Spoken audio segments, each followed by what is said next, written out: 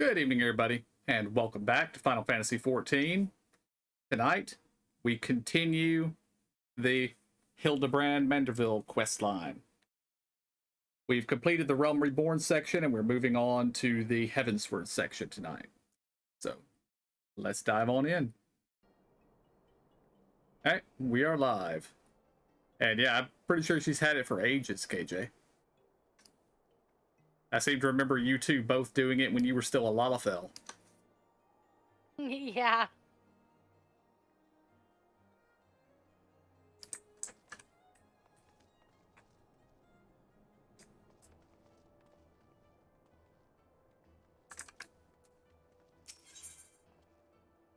As you catch sight of Nashu, you cannot help but wonder if you were about to have a bad time. Well, I'll be. A pleasure to see you again. Wait, is this what they call serendipity? It is, isn't it? That settles it. You've got to help me find the inspector. Cor, I was hoping you would silently agree. So, I've been trying to calculate the trajectory the inspector took when he was catapulted into the sky again. I've triple-checked my figures and concluded that he must have landed somewhere here in Ishgard. Unfortunately, the investigation hasn't been proceeding as smoothly as I had hoped. But now that you're here, we're sure to make some progress. Come, let's speak with the merchants and see if anyone hasn't had dealings with the gentlemanly Highlander. I like that. I was hoping you would silently agree. Uh-huh. A gentlemanly Highlander, you say? My apologies, but I cannot say I have had any dealings with the man you described.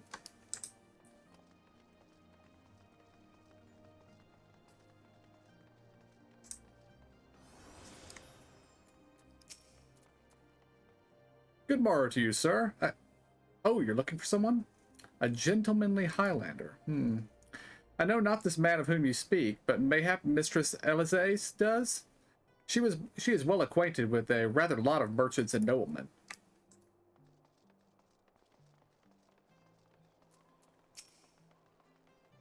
I've sold my fair share of goods to Highlander adventurers, aye, but I don't know. I'd not describe such clients as particularly gentlemanly, I'm afraid.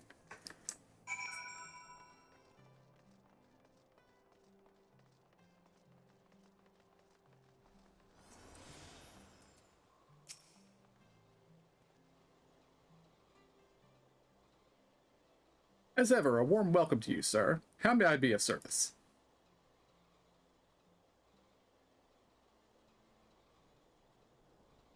A gentlemanly Highlander, you say? Now that I think of it, I have heard a tale of a foreigner who may be the man of whom you seek. Begging your pardons, miss, but did you say you know Inspector Hildibrand?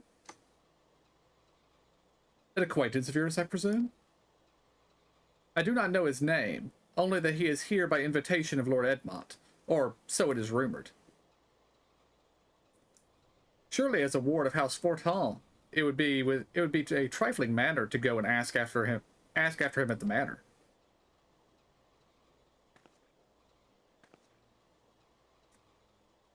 I knew it was serendipity to Fortent Manor.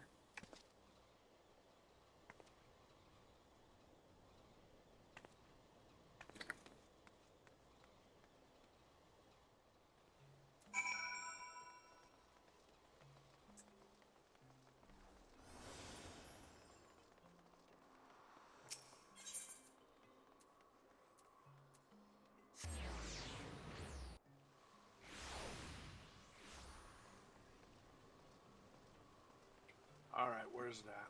Last vigil.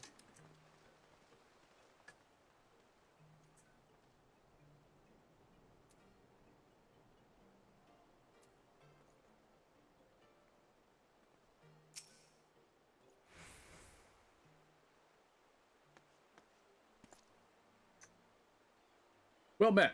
Do you require assistance?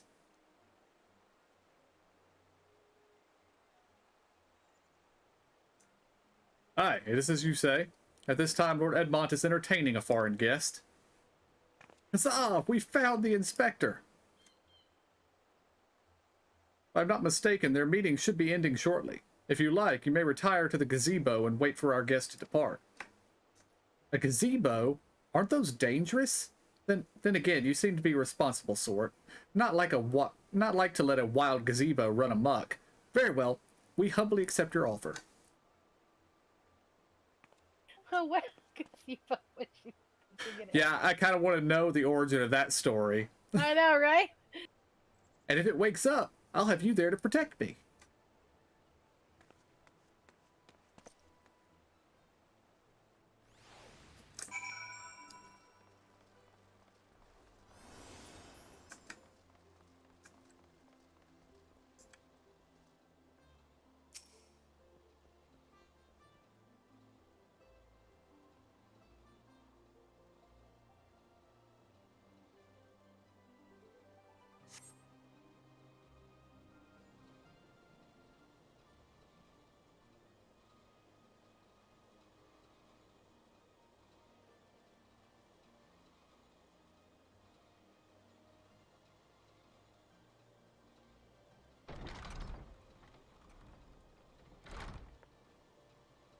That must be Inspector Hildibrand.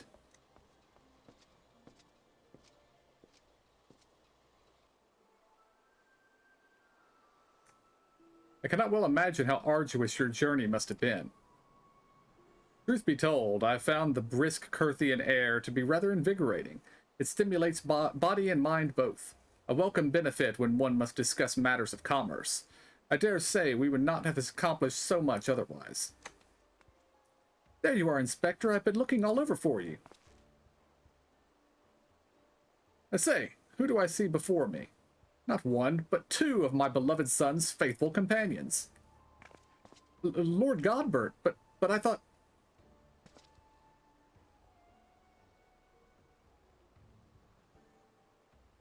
Hildy? In Ishgard?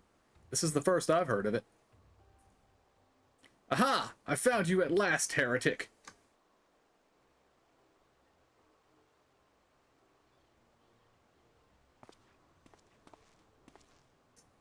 Yes, you, the hulking brute with the mad gleam in his eye.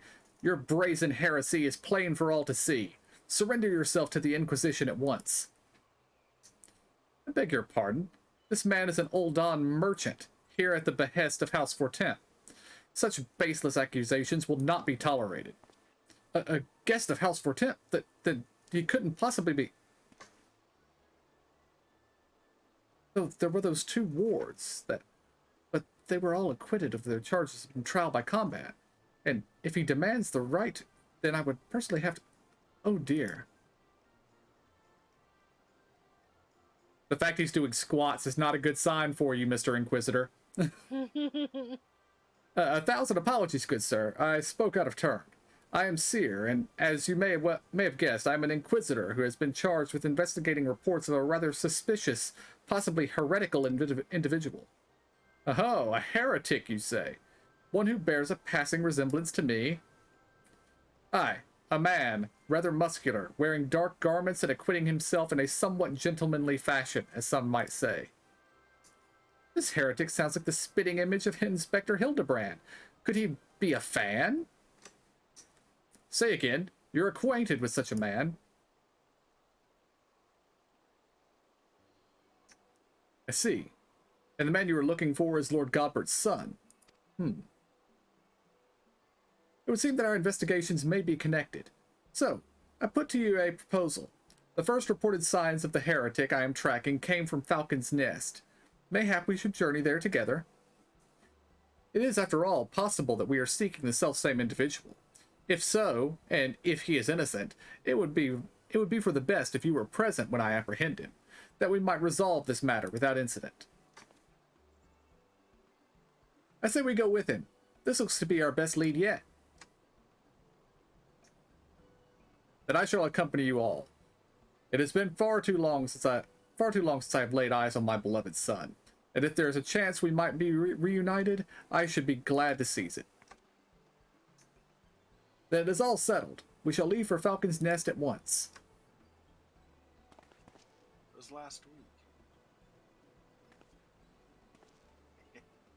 I have to think of it in terms of X-Packs, I think. Yeah, it would have been about a year or two. Although, that is one thing. The FF14 team has never been particularly, let's say, they don't care about the passage of time very much. You know, like in WoW, there's a specific set, like every X pack is supposed to take like 6 months or something like that. So that's why, Anduin has grown up over the years, whereas Alizé and Alpha Node are the same as when we first met them.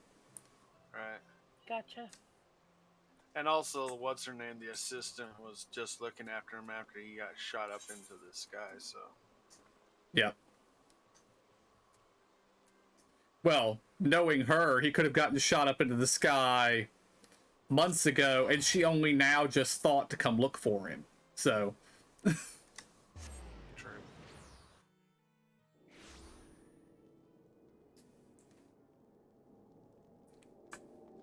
She might have spent a couple of months trying to explode herself in the same direction he went to end up where he is. So, who knows? I could. Yeah, that's plausible for her for sure. The only reason I doubt that possibility is that her clothes are intact. So.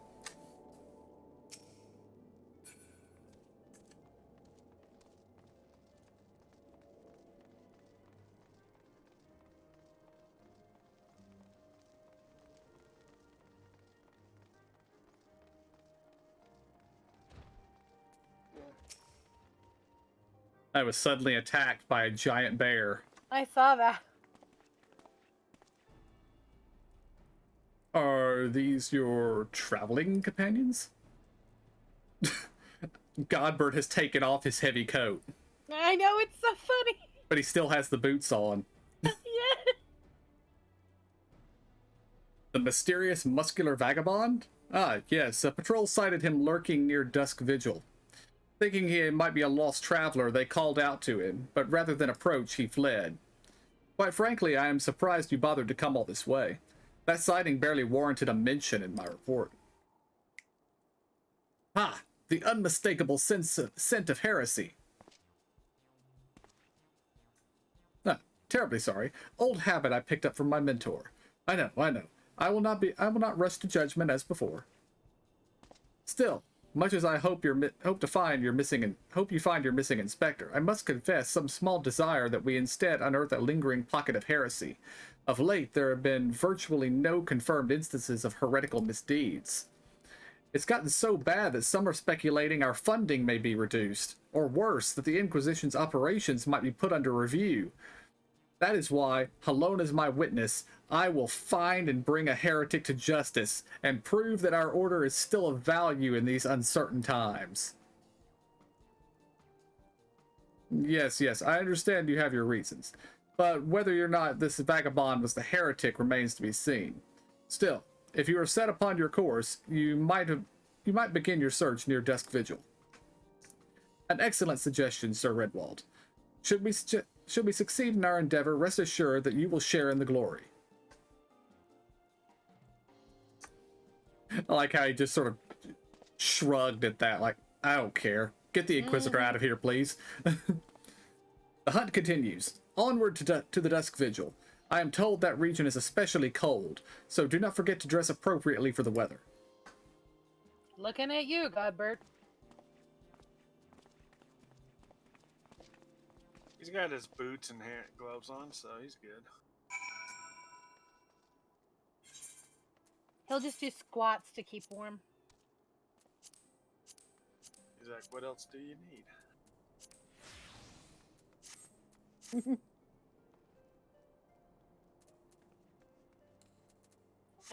Nice.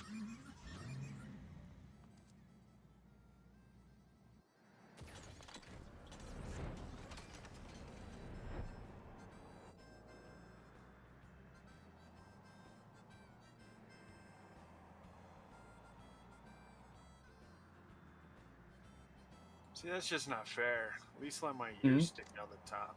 Your horns are sticking out the side. Indeed.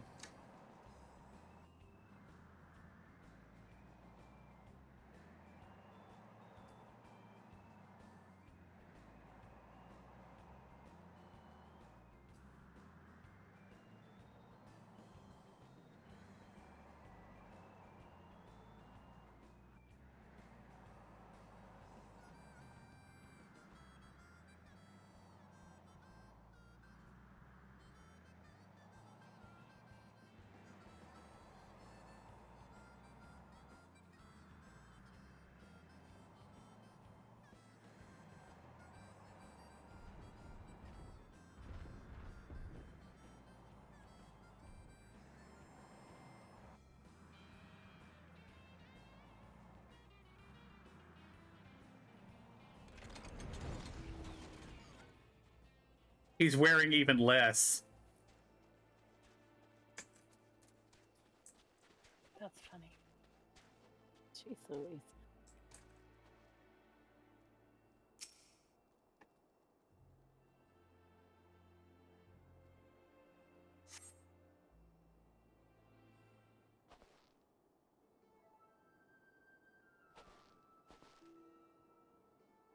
Sure, he'd take me.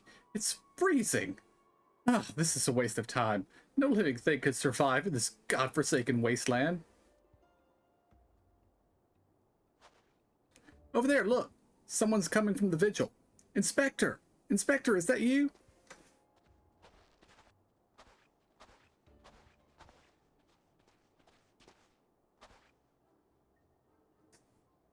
As I live and breathe. Of all the places to be reunited with Master Zombibrand's compatriots, how fare you all this fine afternoon? Hark! A heretic raised from the dead by his brother's unholy magics. He's not a heretic. He's one of the gentle dead men. What brings you so far from Ul'dah, good sir? Well, as you know, ours is a rather lonely existence. So, when we heard rumors of an abandoned fortress held by zombies, we were delighted. I was chosen to serve as emissary and set out immediately. Alas, it seems my efforts were for naught. Ah, truly? Every last one dead. That is to say, irrevocably dead.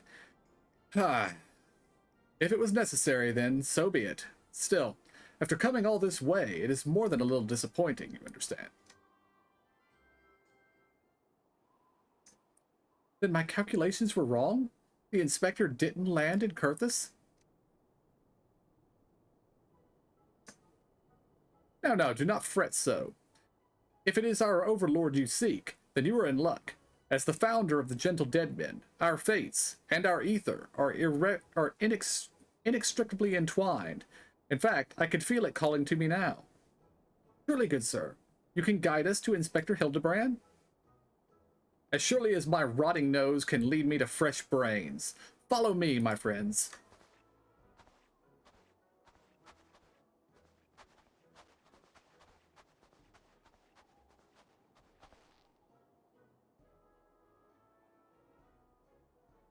One must remain vigilant for heresy, for it manifests in myriad ways. 'Tis a vile, insidious sickness which must needs to be burned out ere the infection takes hold. Sure, zombification would qualify, yes?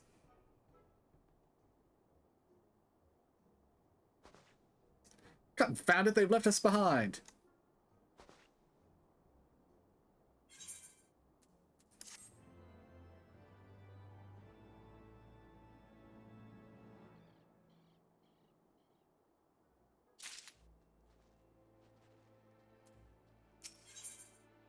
Seer's look of utter confusion is one you know all too well. Who do they think they are, commandeering this investigation, and employing a zombie as a bloodhound? It beggars belief. We must regain control of the situation. With me.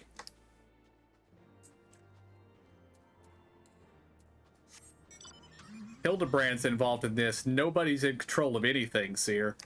I was gonna say it's only gonna get worse.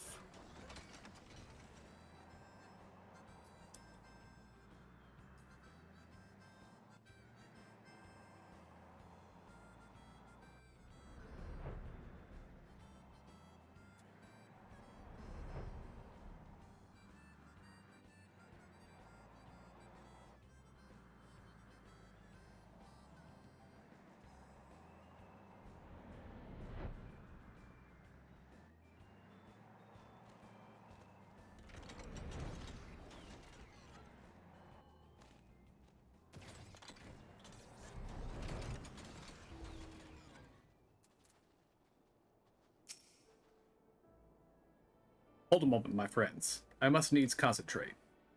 Master Zombibrand is indeed nearby, but there is also something else, mayhap powerful magic, confounding my senses. I can guide you no further. We must needs split up and search the area. Now see here, these wastes are infested with wild beasts, and you would have us split up? He can handle himself, true, and you've clearly no reason to fear death. But what about Mistress Nashu? I take your meaning, my good zombie. Pray see to the lady's protection. I take...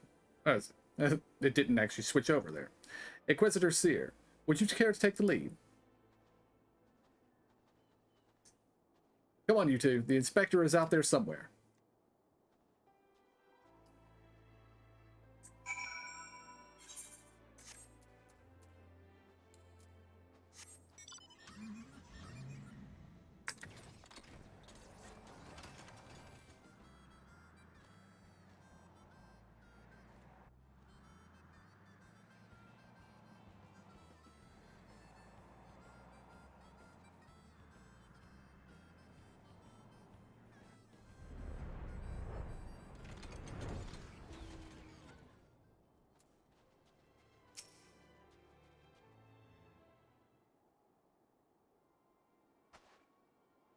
Look, that's got to be the inspector.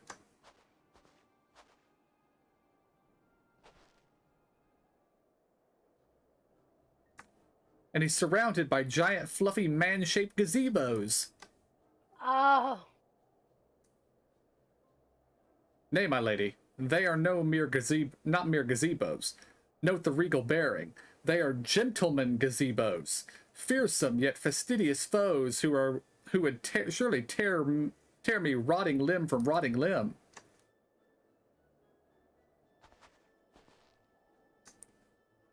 Only he can save Master Zombibrand now.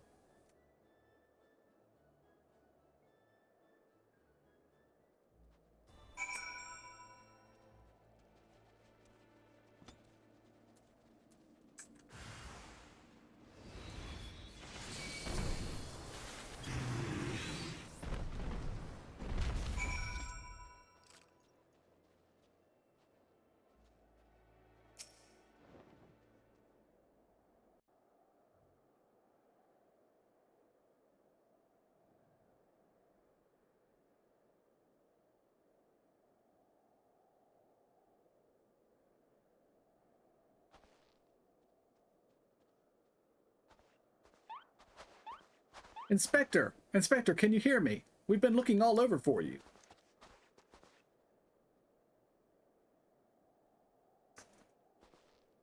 Oh, but this just won't do. We've got to get you out of here before you catch cold.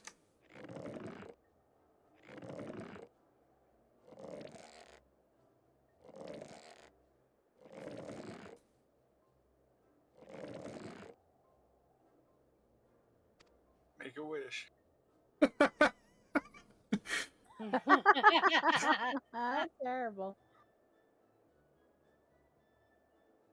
Up! Up and at them! Everyone is waiting for you.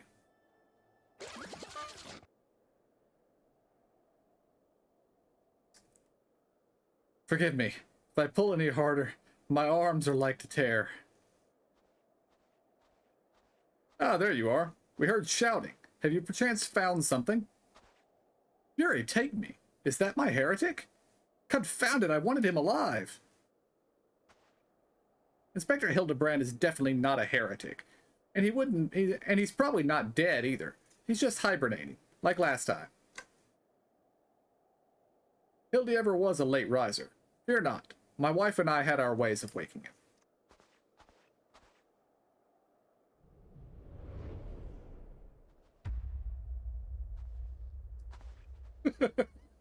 Walking away slowly, backing up. That's hilarious. Last bit of clothes.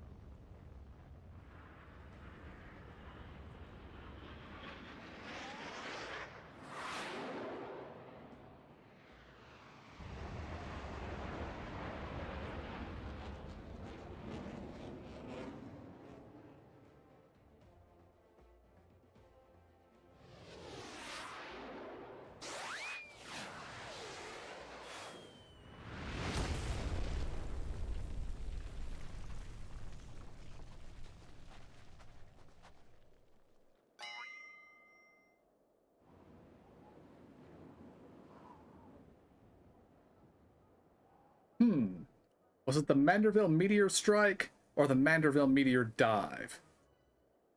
Maybe Julien was right. Trying to name everything only leads to needless confusion. One more time, man. Out you go.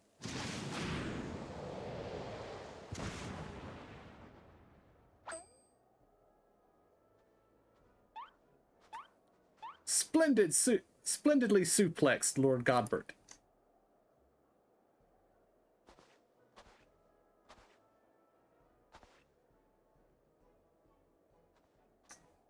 Where am I? These snowy wastelands of Kurthus? And who are these people I see before me?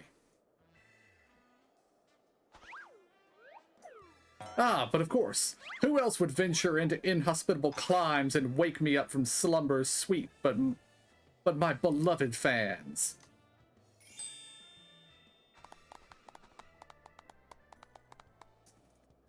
Why do I feel as though I've stepped through a portal into an alternate reality unbound by the laws of logic? Because you have. Indeed.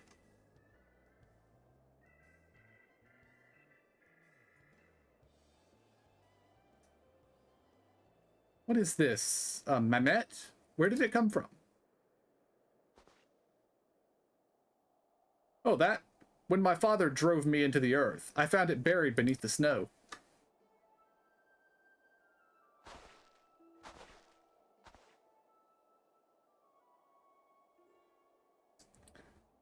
A little Lalafelian girl, how adorable. Nashu, please. Note the firm, muscular legs, not unlike my own. 'Tis clearly a Lalafelian boy. Now that you mention it, I suppose his features are rather masculine. You two cannot possibly be serious. I am the very soul of seriousness, good sir, especially in matters of deduction. This is undoubtedly a young boy who, much like myself, fell into a deep slumber upon being buried beneath the snow. Now then, let us gently wake him and ascertain his identity.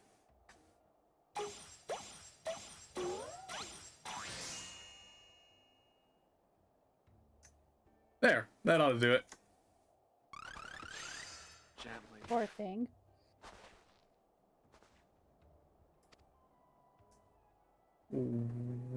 What is this place? Who am I?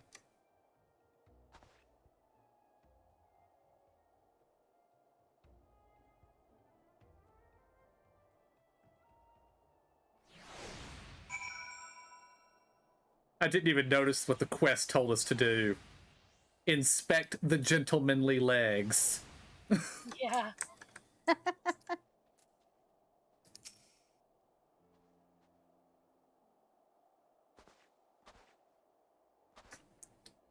It would seem that although Father's ungentle ministrations served to restore this young boy to life, they also robbed him of his memory.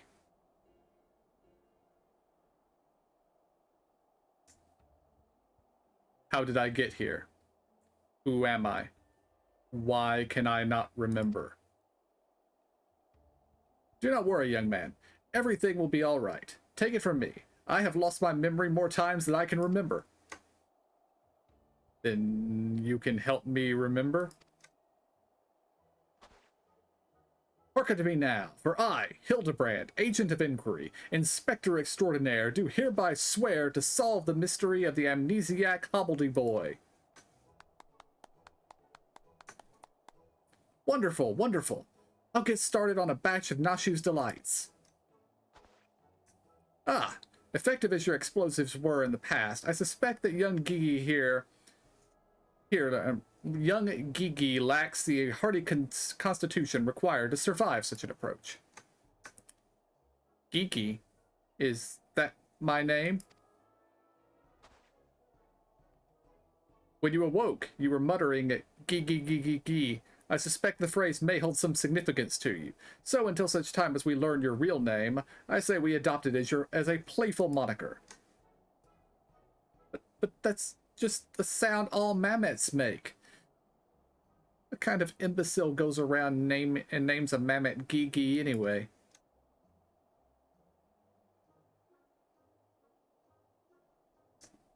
Gigi. I like this name. Thank you. kind sir. But how will this new name help me to remember who I am? Patience, Kiki. This is only the beginning. Next, we will return to the city and see if we can find any who know who you are. Come along.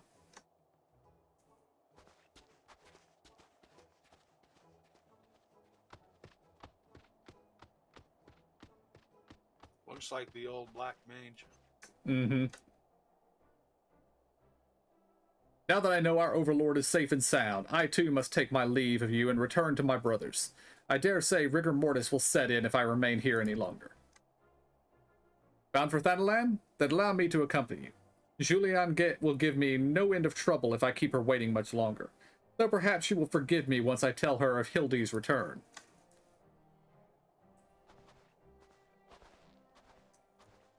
This is rather a lot to digest, though you have the look of one accustomed to such happenings. In any case, regardless of Mistress Nashu's protestations, the inspector will not be granted access to the capital until we can confirm that he is not a heretic. You have my word that he will be treated fairly.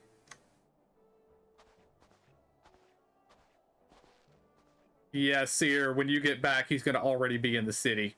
You have no control over this.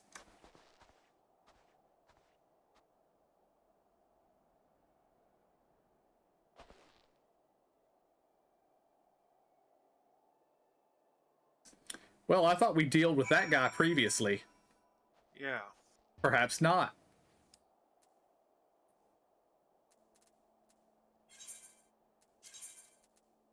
Or more to the point, the sisters. Yeah, I thought it was one of the sisters, but maybe not. Maybe we were being followed by somebody else the whole time and didn't know it.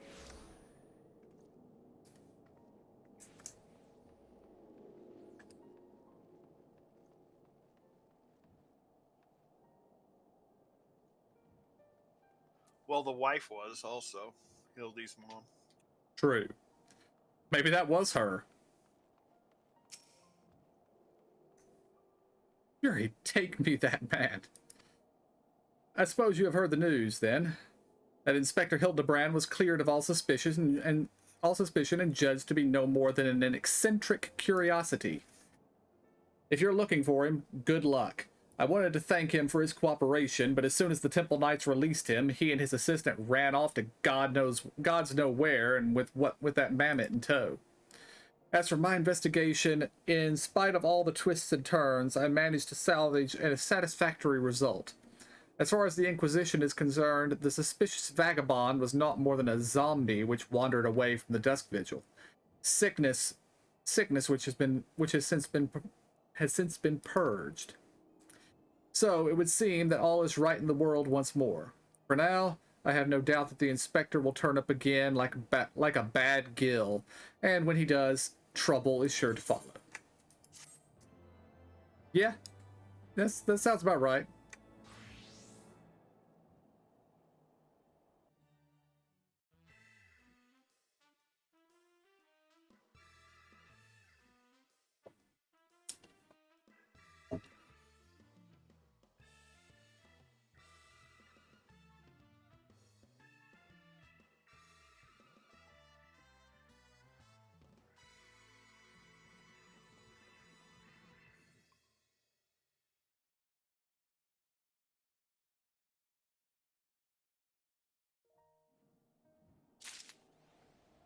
Might have been helpful if I'd been able to read any of that text. Yeah.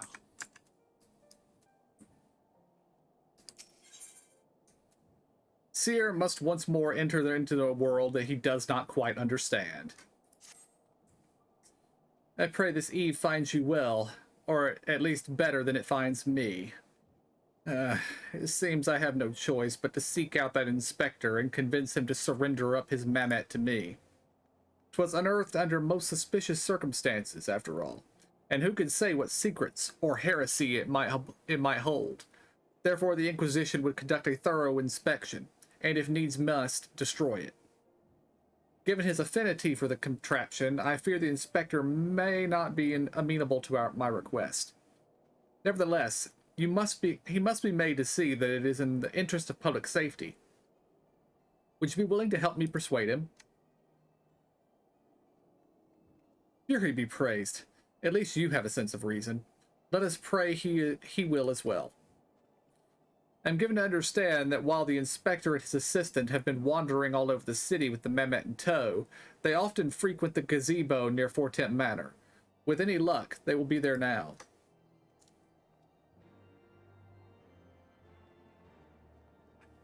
Well, I guess they're just lucky he hasn't woke up yet. Mm-hmm.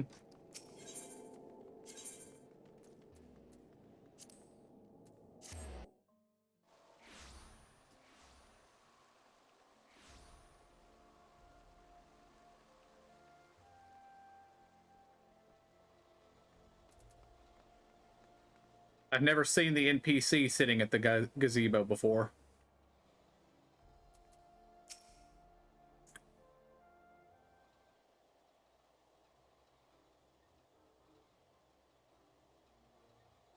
Verily shall we scour all of creation, from the deepest pit of the seven hells to the very pinnacle of the heavens, for the answers we seek. Every day shall be filled with grand adventures, the stuff of fairy tales and legends. Huzzah! A grand adventure in the deepest pit of the seven hells. Just so. Such is the creed of the Hildibrand, agent of inquiry, inspector extraordinaire.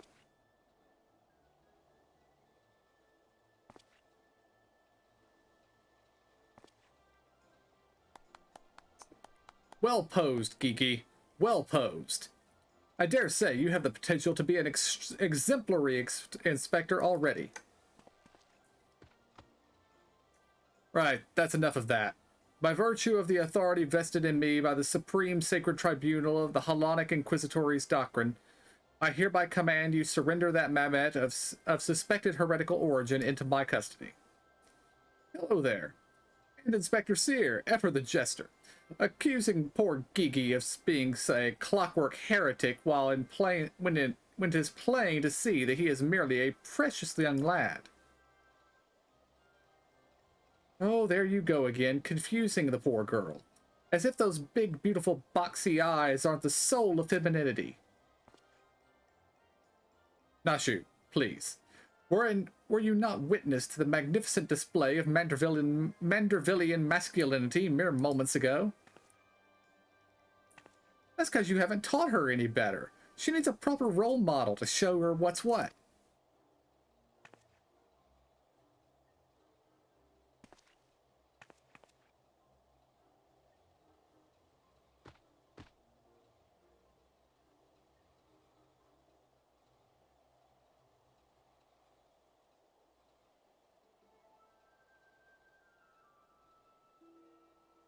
Inspector Sear, what is all this commotion?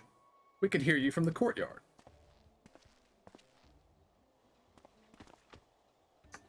Oh, Lord Edmond, my sincere apologies for the disturbance. I am come to seize this Mehmet on behalf of the Inquisition, a fact which I clearly explained to the inspector before you arrived. At which point they set to bickering about the contraption's gender. What say you, my lord? Do you think Geeky a boy or a girl? He's clearly a strapping young lad, no? Fury take me, not you too. Has this whole world gone mad? Fine, fine.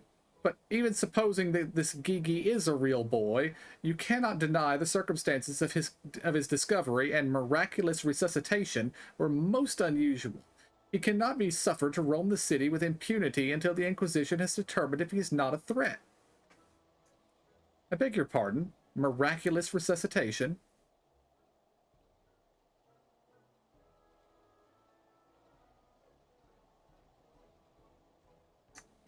I see.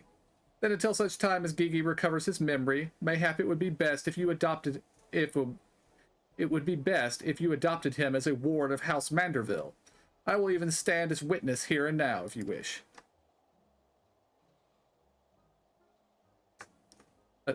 Adopt?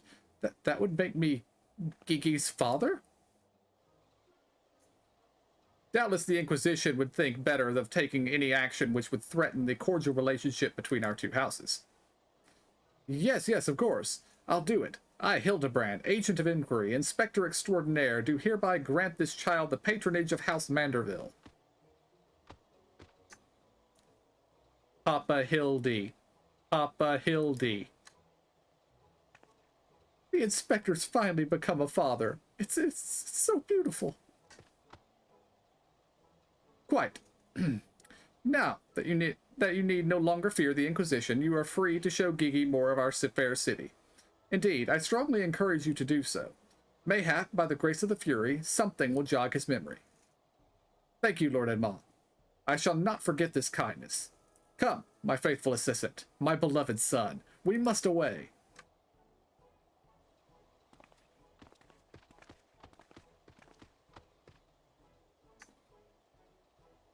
Oh, Halone, I would not presume to question your grand design, but... confound it all. Well, mayhap I cannot detain the Mamet, but I am still within my rights to observe the blasted thing.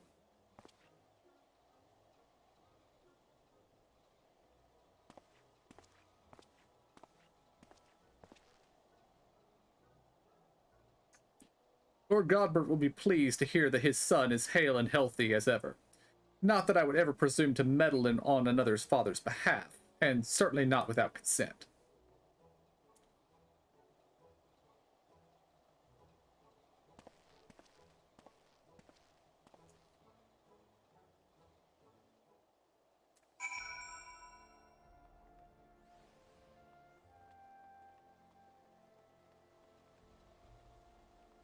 That's like that. Lord Edmond says, oh, the Inquisition wants him. Okay, we will make the Inquisition not be able to have him now.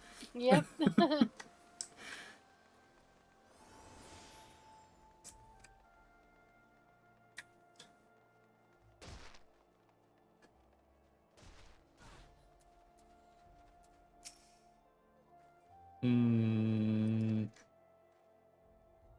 Come now, Gigi. Surely gazing upon this wondrous work of Ishgardian architecture stirs something within your soul. This grand manor of House Malatempestarte. Pray do not fill the boy with the Mamet's head with such nonsense. That is the supreme sacred tribunal of Hellenic inquisitory doctrine. I should know, I work there. Furthermore, I am quite certain that there is no house of Durin Malatempestarte, and that is rather ludicrous. That is a rather ludicrous portmanteau of the four high houses. Including that esteemed house which but recently stood up as witness to your adoption. That was a difficult one to read. Well, Gigi, do you remember anything? No, nothing. I say, rather than parading him before the grandiose, why not give him a taste of something more prosaic? Let us make our way to the holy stables, that we might bask in the singular sights, sounds, and smells of Ishgard's famous chocobos.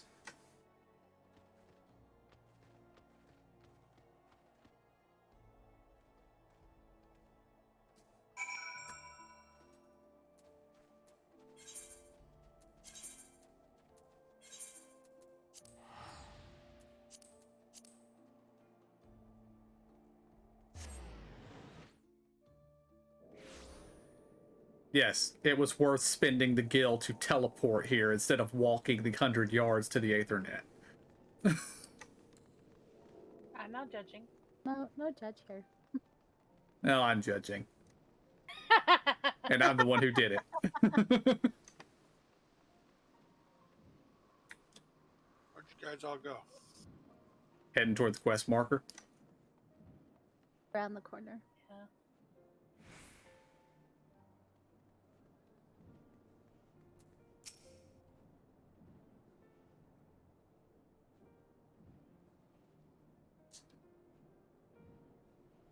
Talk to Nashu.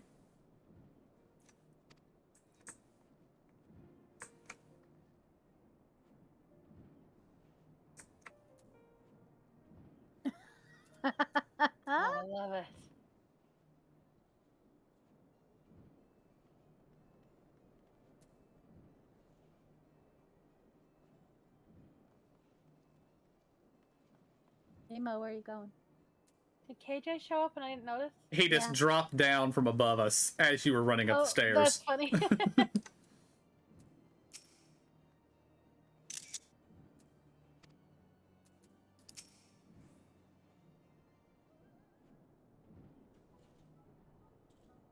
But how many?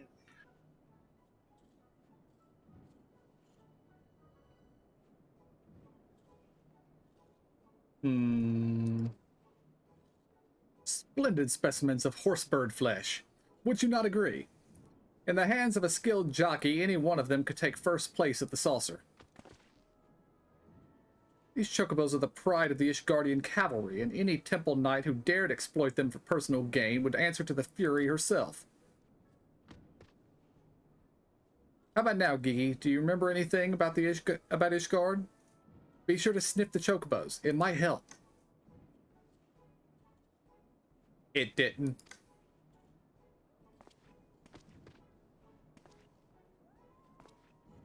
You know, just because you found him in the Curthian snowbank, it doesn't mean he hails from Ishgard.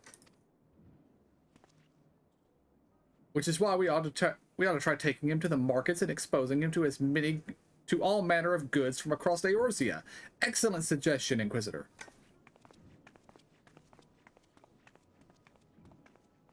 Wait, am I now complicit in this farce? Fury, forgive me.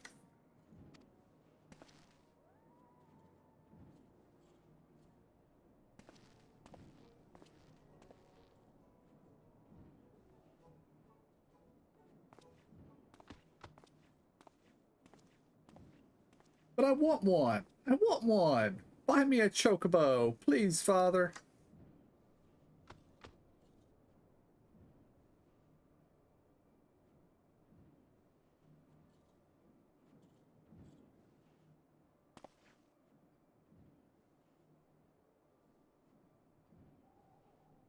Father, that strange-looking thing is staring at us.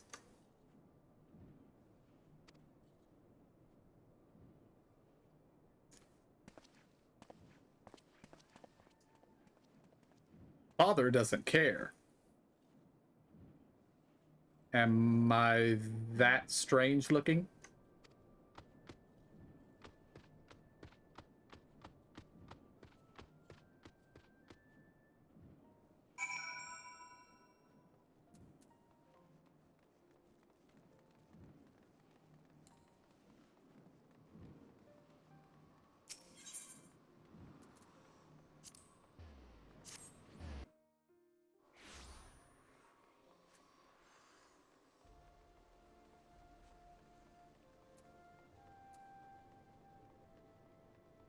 Where are we going?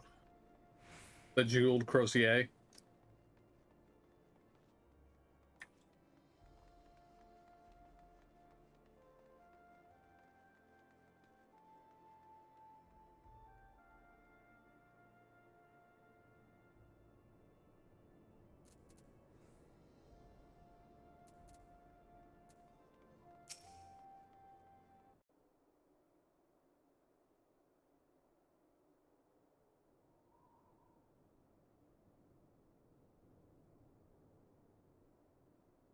Why bother?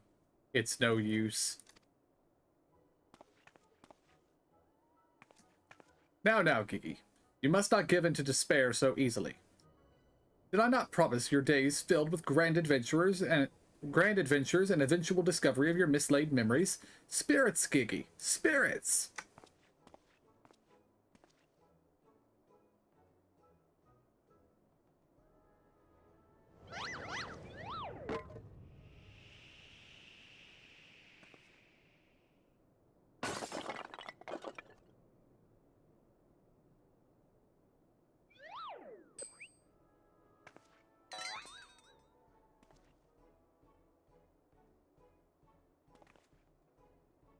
My word! A vase flung to the ground with reckless abandon?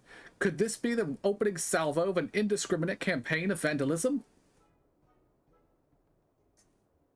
One waged by your wild gesticulations, perhaps. At least look before you strike a pose. The gods only know how much that vase cost.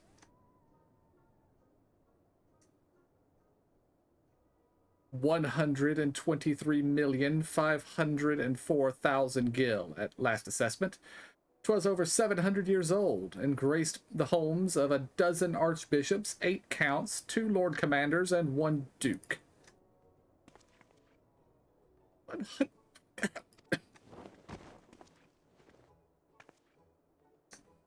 Oh, alone, why have you forsaken me?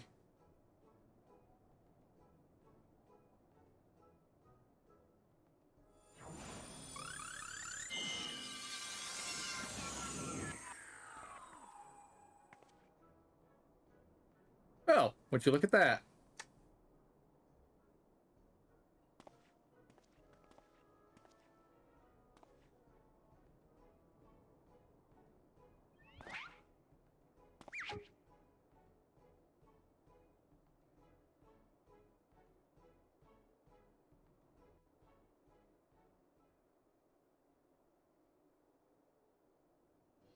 But now he just lost another memory. It's a miracle. Nay, the divine intervention of the Fury herself. Did I do that? Gigi, my boy, that was marvelous. You were a born artisan, just like father. Papa Hildy's papa? Your grandpapa, Godbert, the man who woke you with a few gentle taps on the noggin. You wouldn't believe what else he can do with that hammer of his. Why, some folks say he wields the very powers of life and death. Once he and the missus come back from their tour of the Western Highlands, I'm sure they'd love to see that trick of yours. Do not demean this Mamet's power as a mere parlor trick. We just witnessed a miracle, and I demand that you acknowledge it. This Mamet... Sir, I say, sir, 100 million gil for the Mamet. No, 100 million gil and the Duke's priceless vase. My word, is this what passes for trade in Ishgard? Gigi is my flesh and blood. I will not sell him at any price. Please, Papa Hildy, no more. I know you mean well, but we can deny the truth no longer. I am a Mamet. Gigi, whatever has gotten into you? You are my son. You are a Manderville man. Listen to your papa, Gigi. You are a Manderville girl through and through. Stop it, both of you. You're not my papa or my mama.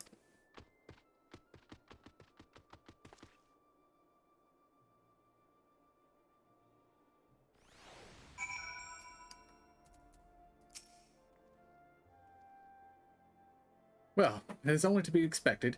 Gigi is at a rebellious age. Strange as it may sound, I too tested my parents' patience, and that on more than one occasion. But if they could weather the storm, so can I. I say we find out what's got him thinking he's a Mamet. But he is a Mamet. How can you not... Ugh. Never mind.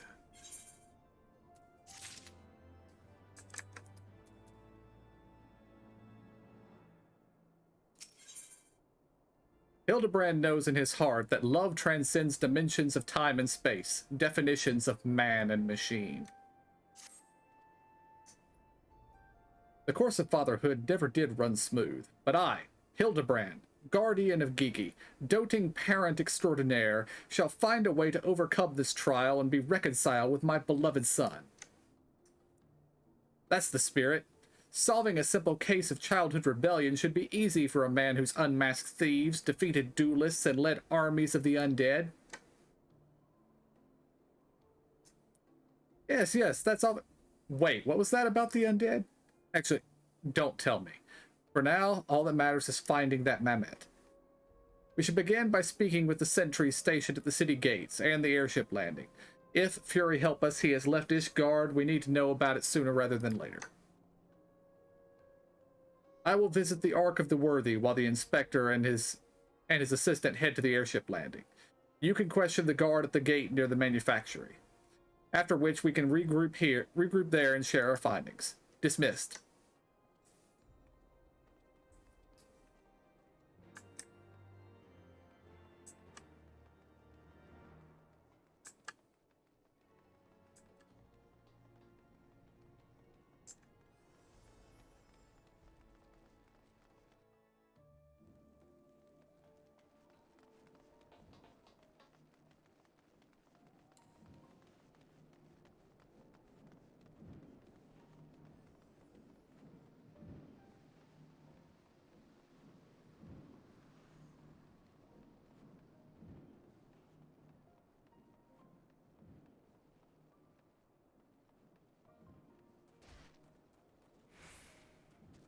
Must be up above us.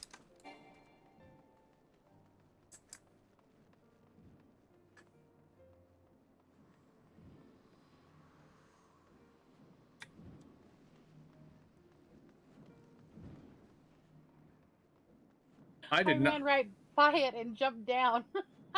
I did not know there was a gate over here. Mm-hmm.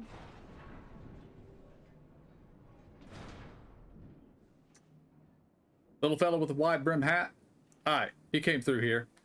Bought passage on a supply ship bound for Falcon's Nest. One of them wasn't a Lalafels, right? Funny little buggers. Seemed keen to be anywhere but here.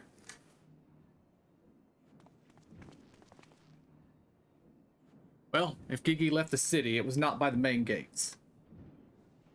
And the sentries at the airship landing have seen no one matching his description.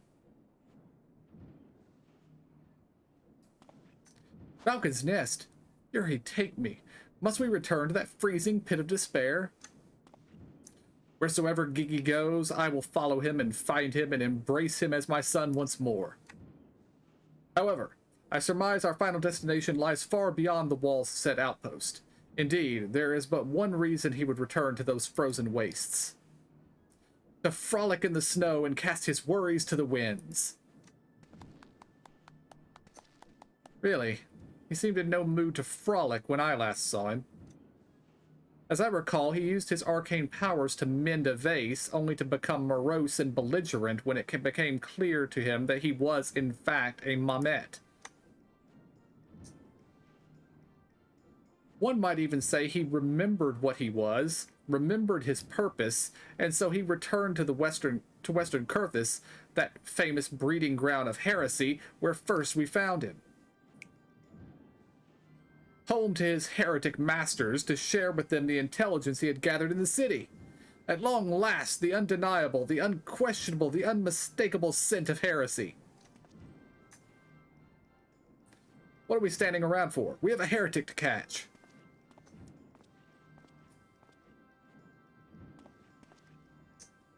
Inspector, I'm starting to think Inquisitor Seer might not think very highly of our little girl. It is possible, but I would not presume to know his feelings ere he voiced them explicitly. Until such time as he does, we should endeavor to surreptitiously bring him around to the opinion that Gigi is a boy of pure heart and good intent. Subtlety in all things, Nashu. That is the Manderville way.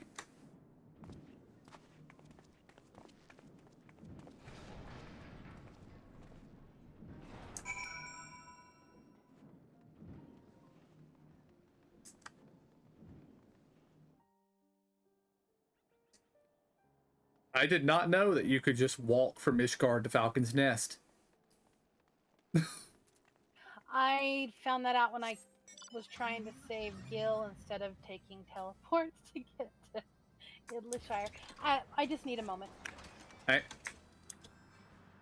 Me as well.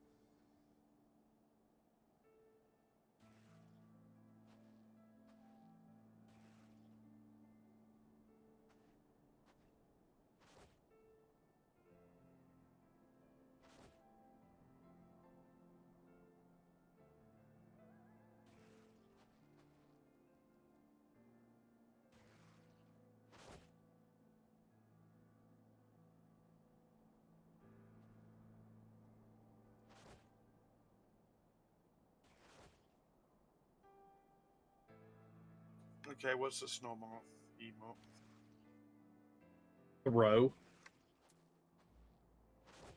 If you've done the quest to get it. Okay. I'm back. Welcome back.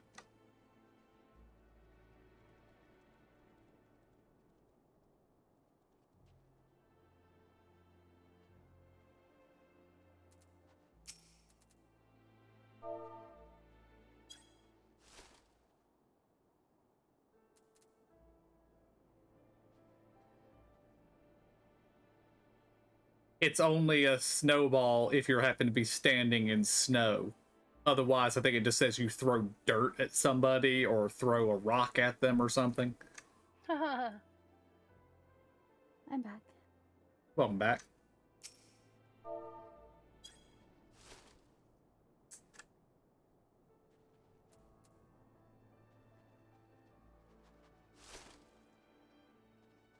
Aha!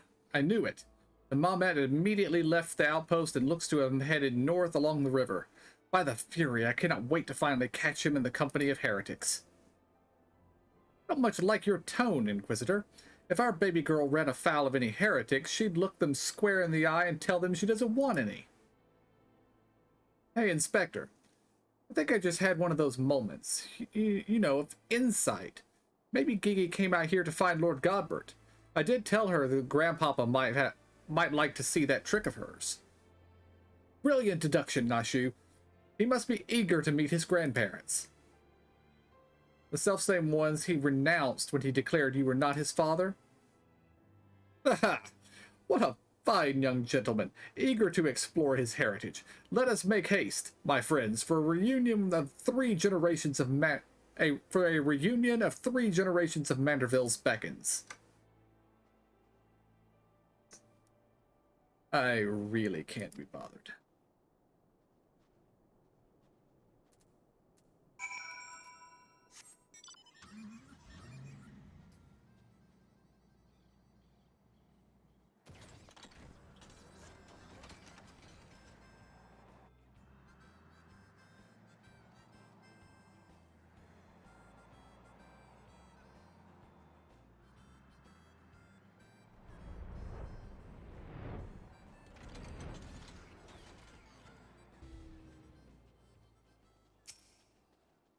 The tracks continue to the north.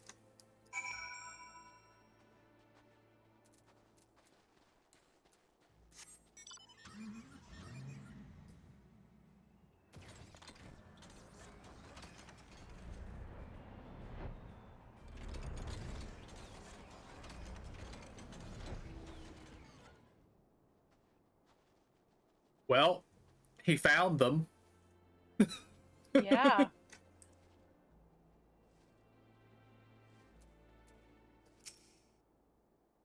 The Mamet lies motionless in the snow, fragments of ice stuck to its cap, suggesting the impact of something small and round traveling at high speed.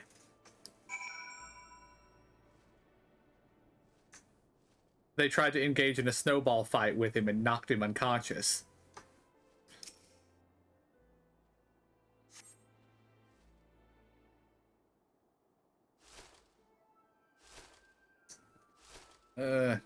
My head. Who? Oh, it's you. You followed me.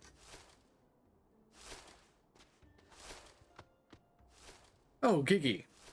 If you wanted to have a snowball fight with your grandparents, you should have said so earlier. Papa Hildy was very worried, though he is glad to see that you were unharmed. It would seem he was struck by a snowball, much like these Steinbocks, those dead Steinbocks.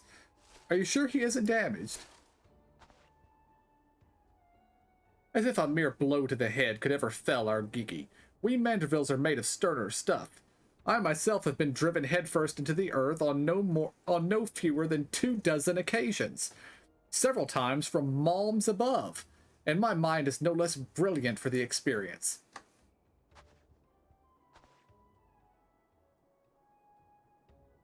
That actually explains a lot. Yes, it does. I expect the earth was no less brilliant for the experience. Why are you nodding? Oh, he's behind me, isn't he? What good fortune to cross paths with you lot so far from civilization. Forgive me for not taking notice earlier. I was engrossed in my duel with Julian. But, how rude of me. Would you care to join us? Grandpapa Godbert. Grandpapa Godbert. Mama Nashu says you wield the powers of life and death. I beg you, Grandpapa Godbert, grant me life. Make me a real boy.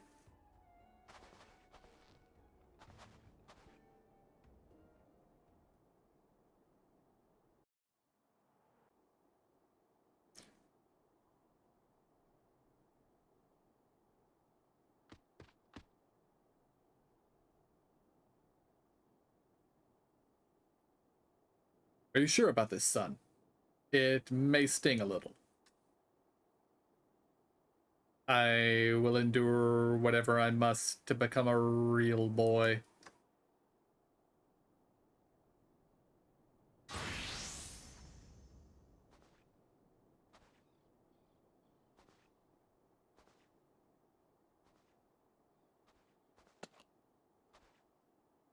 Then let us begin.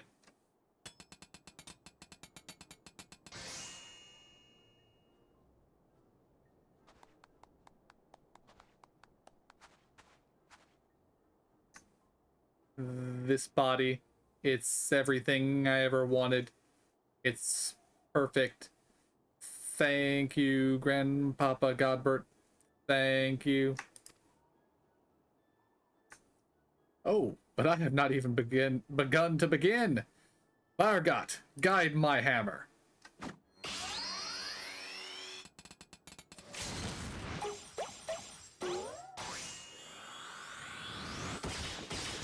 Crafting limit break.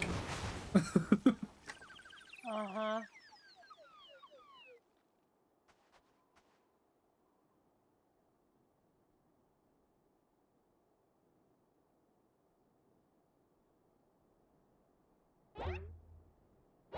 Either way, I want one. Oh shit.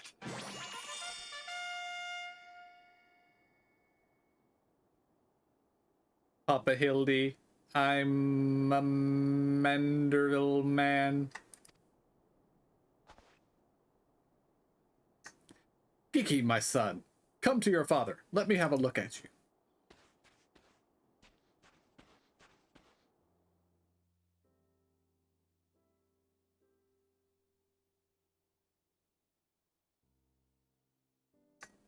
Papa Hildy.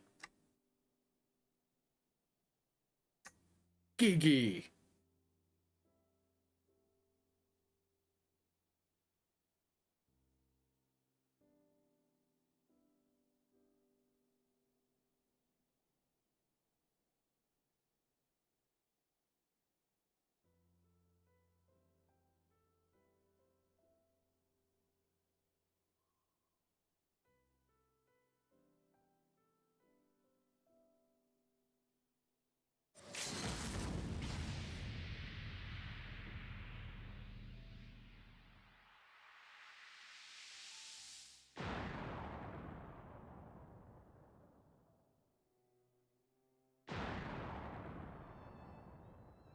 Was that a clothesline? Mm-hmm.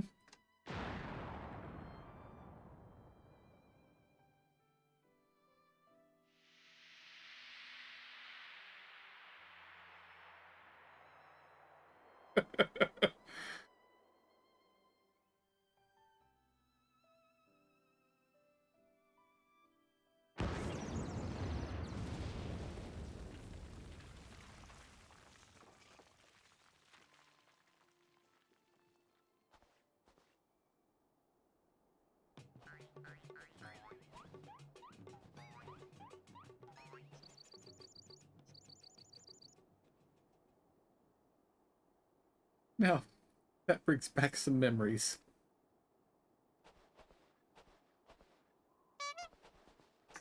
Papa Hildy. Oh dear, Who could have done such a thing?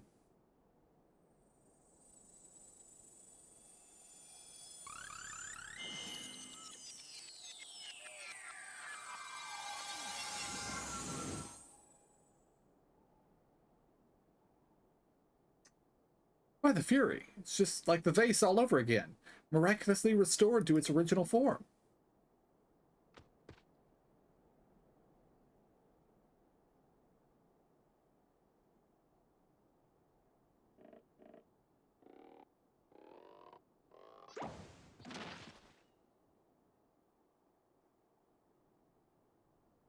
Higgy, my boy, upon further consideration, I believe that this body may suit you best. It is, shall I put this, more manageable. And much more adorable. But how can I ever be accepted as your son if I remain Mamet?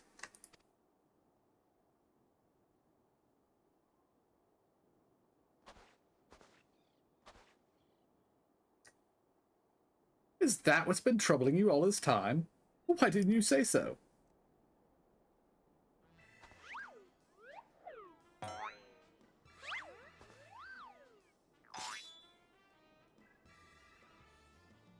A Manderville is more than mere flesh and bone.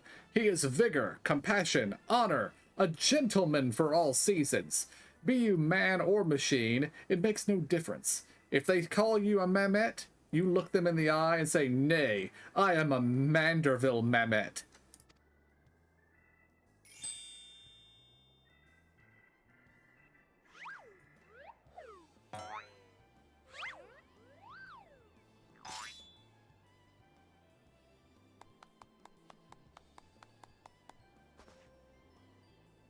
Oh, where's the twinkle? Mother, father, forgive me for not consulting you earlier, but circumstances forced my hands. I have formally adopted Gigi as my son and ward of House Manderville. Ye gods! I knew he was fond of the Mamet, but did you hear that, woman? Our son's gone and got himself a son! Grandpapa Godbert. Grandpapa Godbert.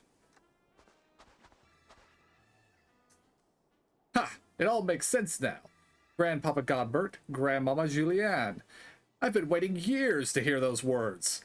Grandpapa Godbert, Grandmama Julianne. Few things in life are grander than becoming a grandparent, as they say. Ha ha ha!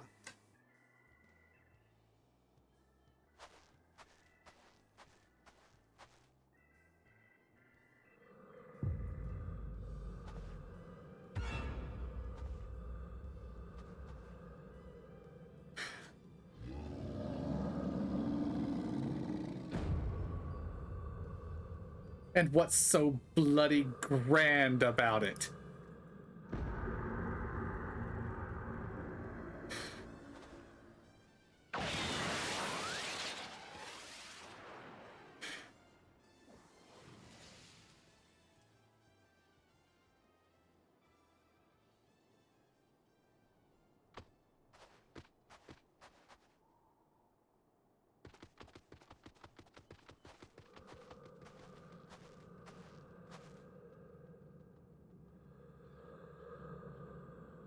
I'll not be made grandmother to a bloody buggerin' Mamet.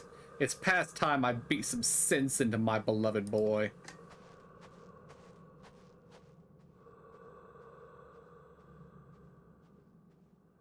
Where'd he take me? I'd heard tales of dark nights before, but no, it couldn't be. No, it was something far worse.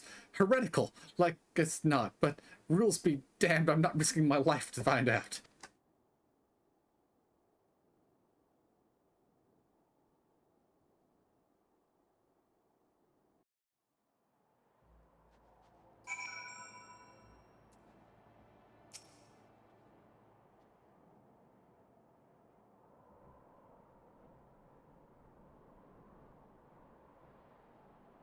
They're mad. Utterly mad. The whole damn lot of them. How their house could rise to such prominence I will never understand. Ugh, At least the Mamet seems to have overcome its existential crisis. Before today, I didn't know a Mamet could even have an existential crisis. Wait, what am I saying? It's a Mamet. Why should I care what it claims to think or feel? Fury take me, their idiocy is infectious. I must allow myself to fall prey to it. Follow procedure. Report to your superior. One step at a time. One step at a time.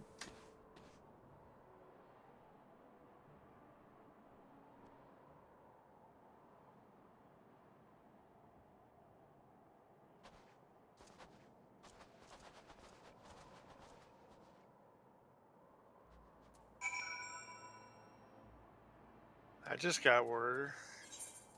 Mm-hmm. Does everybody have one of these? One of what?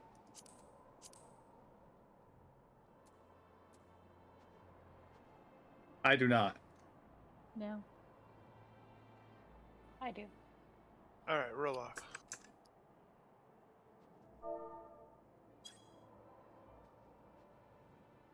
Oh my gosh, That's just tough. barely. That was close. That was.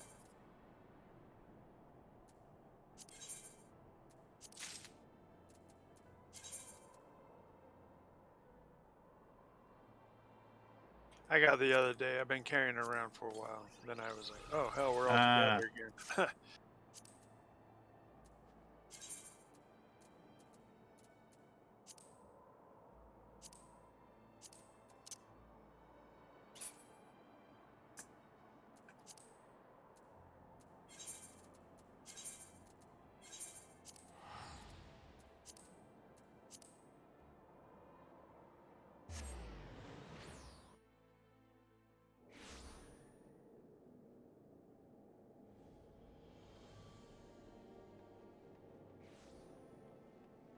And there is a minion forthcoming at the end of this quest line, by the way. Yay! Yay.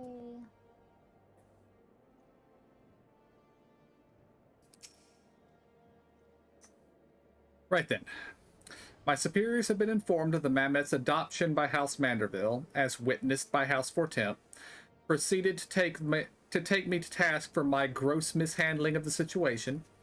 They remain convinced the Mamet is a product of heretical machinations and have commanded me to redouble my efforts to prove this incontrovertible fact. That may prove problematic, however, as Gigi seems to have forsaken his quest to recover his memories and thrown himself wholly into his new life as a Manderville Mamet, casting about for any hint of a case alongside his doting father. In any event, though I do not share my superior's conviction, I think it's safe to say there is something exceedingly unusual about that Mamet. You saw with your own eyes how effortlessly it restored the vase, and itself, to its original form. Reconstructive magics are not particularly rare, but his are unlike any I have ever seen before.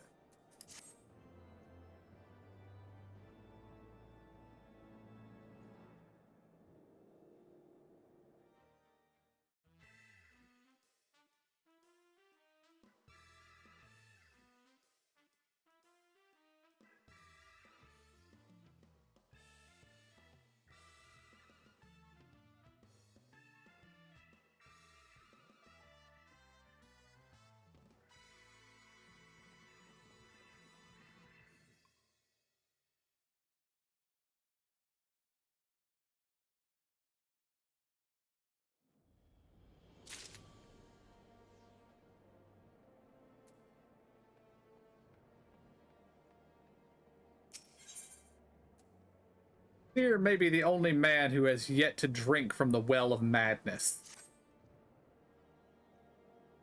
That you stand here before me is proof that Halone smiles upon me this day.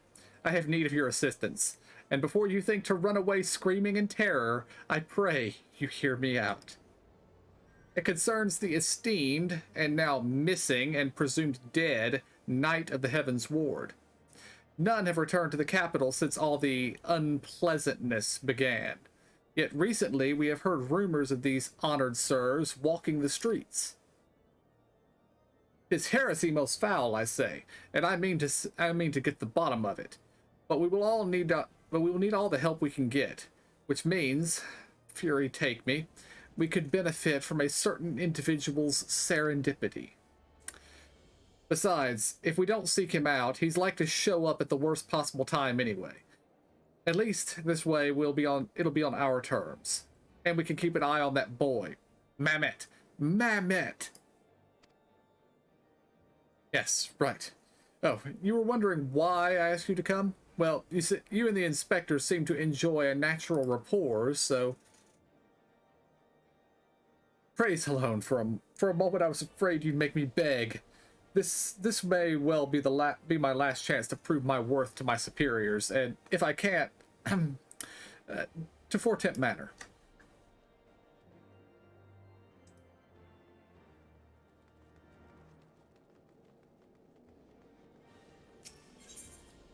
Yeah, there shouldn't be any Knights of the Heaven Sword running around. We killed them all.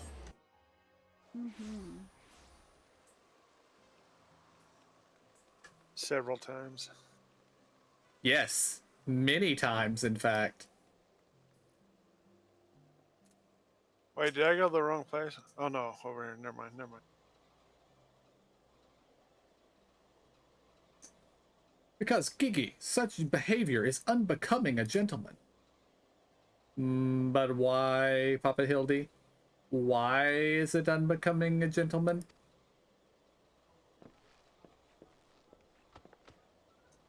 Ah, Inquisitor Seer. Good to see you. Good day to you both. Are you come as adoring fans or on business? Business. Always business, you may rest assured. Then I, Hildibrand, Agent of Inquiry, Inspector Extraordinaire, am at your service. Is it a robbery? Murder? Tax evasion? Evasion? Wait, before we get into that, what's going on here?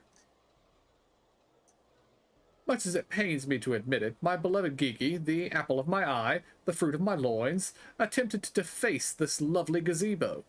Naturally, as his father, it falls to me to see him return to the straight and narrow. That's not true.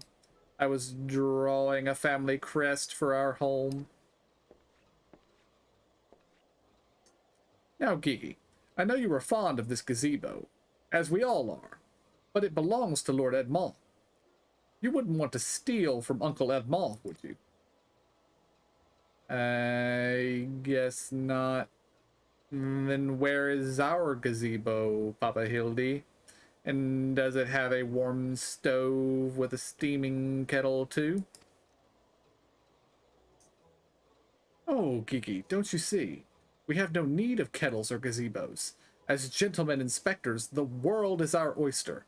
We can go whither we please, where the red fern grows or the wild rose blooms. And yet you've been sleeping in Lord Edmond's gazebo for how long? I don't care about wild roses. I want to live in a gazebo with Papa Hildy and Mama Nashu. Gazebos are quite expensive and dangerous if not domesticated. Dangerous indeed, my boy. And besides, we are gentlemen inspectors, free to travel the length and breadth of Eorzea in search of a case. Does that not sound more thrilling than whittling away the hours beneath a gazebo? I guess.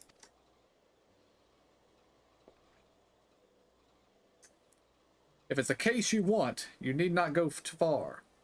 We are currently investigating reports of individuals masquerading as Knights of the Heaven Sword. These contemptible charlatans are rumored to have tricked several hapless maidens into attending private parties for a small fee, with the promise of enjoying the company of these great sirs.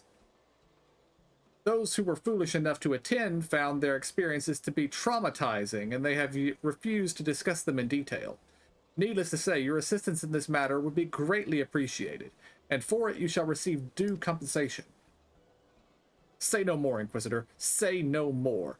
I, Hildibrand, Agent of Inquiry, Inspector Extraordinaire, am well versed in the ways of the fairer sex. Since when? Mummy, mother dearest, I was under the impression you had departed for Ul'dah.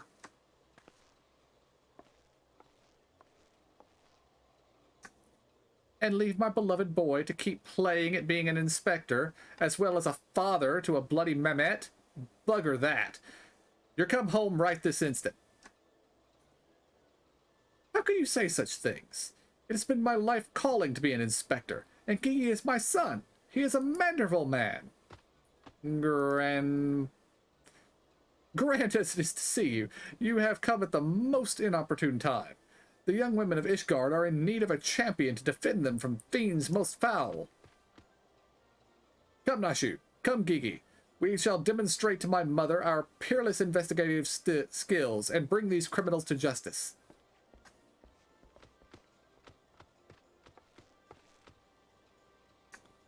Foul's balls, he's stubborn. Probably gets it from that sorry arse of his father. I trust you'll lot keep him from getting in trouble, right? Come along.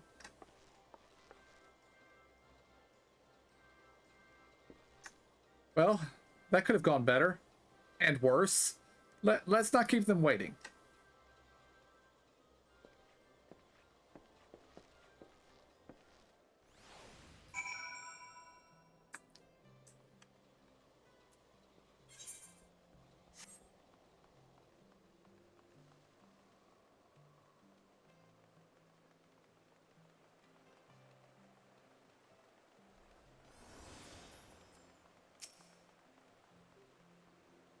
Please, do you think me so foolish to fall for their charade? From what I heard from the others, said knights bore not even the slightest resemblance to the Heavens Ward. As if I had not already memorized every detail of my dear Sir Aldefel's face. Oh, wherever could he be? Pushing up daisies. Mm-hmm. I am truly outside her grace. My allowance all gone to waste on those I dare not say it. Mayhap those awful rumors are true. Mayhap I must needs accept that he now walks in Halone's halls.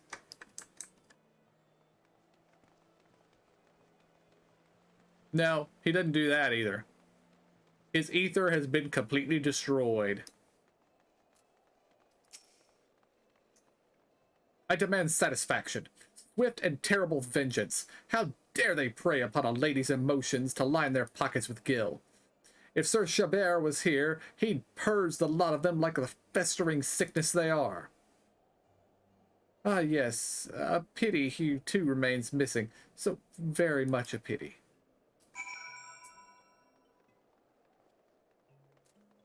Well, the Gigi resurrected them or something. I don't know.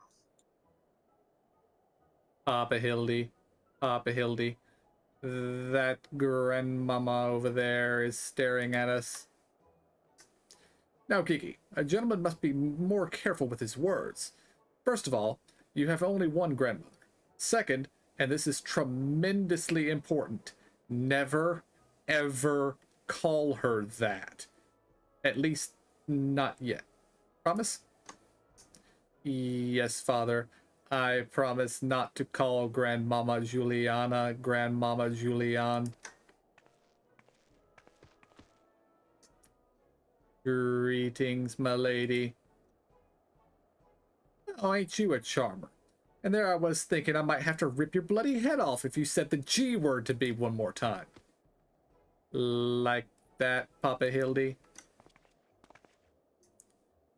Ah, my faithful assistants. Have you gleaned any new information?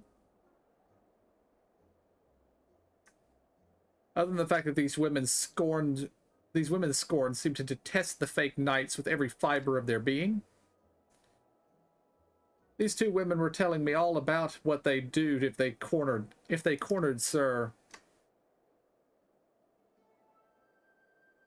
Is this the best you can do, then? Bloody oaths and girlish fantasies, and you call yourself a Manderville man? I assure you, Mother, we are only just getting started. The tapestry of lies and deception behind which the truth hides is often unraveled with the tug of a single loose thread.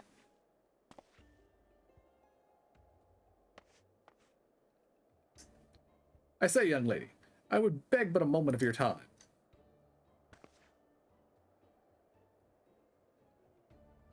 Somehow I doubt that young lady was targeted by the charlatans we seek.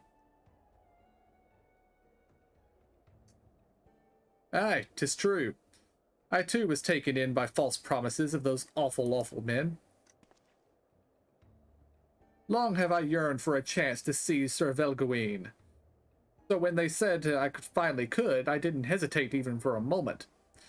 But when they escorted me to the manor and undid the blindfold, I looked on the hideous faces of those so-called grand sirs.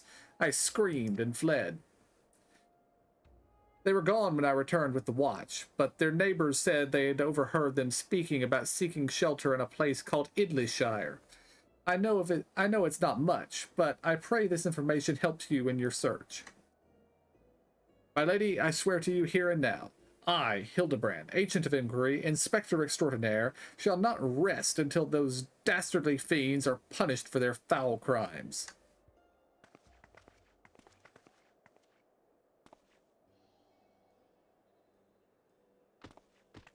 Huzzah! 3 cheers for Papa Hildy. Hip hip hooray. Hip hip hooray. Hip hip hooray. And there you have it. Our quarry can be found in Idleyshire. Come, my loyal assistants. Justice waits for no gentleman. That's all well and good, but I've never heard of this Idleyshire, have you?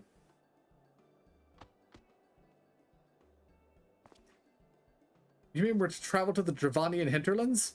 Right now? Just like that?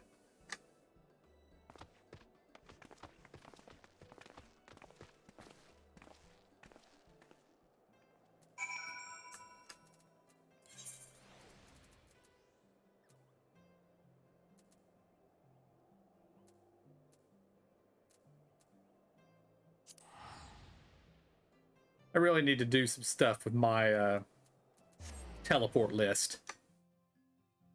I spent a lot of time trying to find Idleyshire on the list. It seems like it's in a weird place to me. Yes. Yes, it does. It's about midway through the whole list.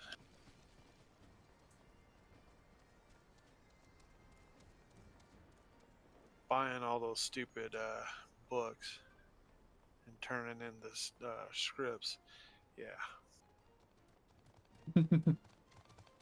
That's one of the few places I can find pretty quickly.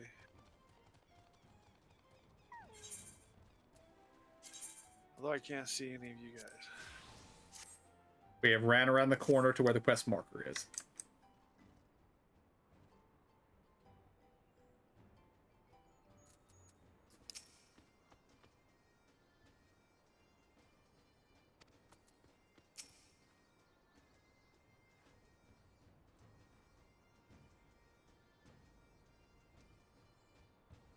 I got a lot of quest markers in there.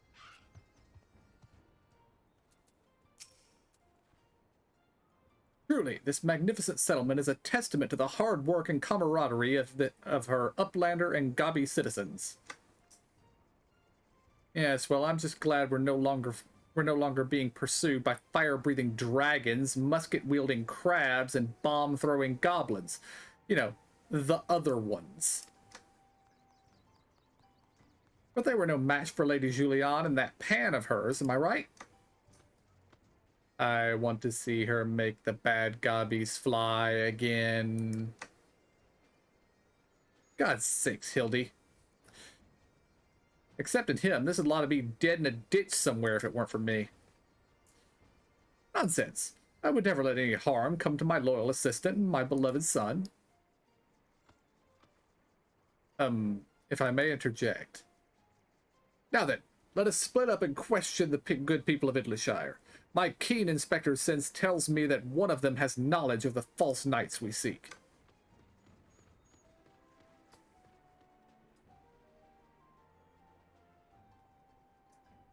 I almost feel sorry for Seer. He's not having a good couple of days. No. They won't after either. The fact that he's an inquisitor seeking to burn somebody at the stake or something makes me less inclined to feel sorry for him, but I still kind of do.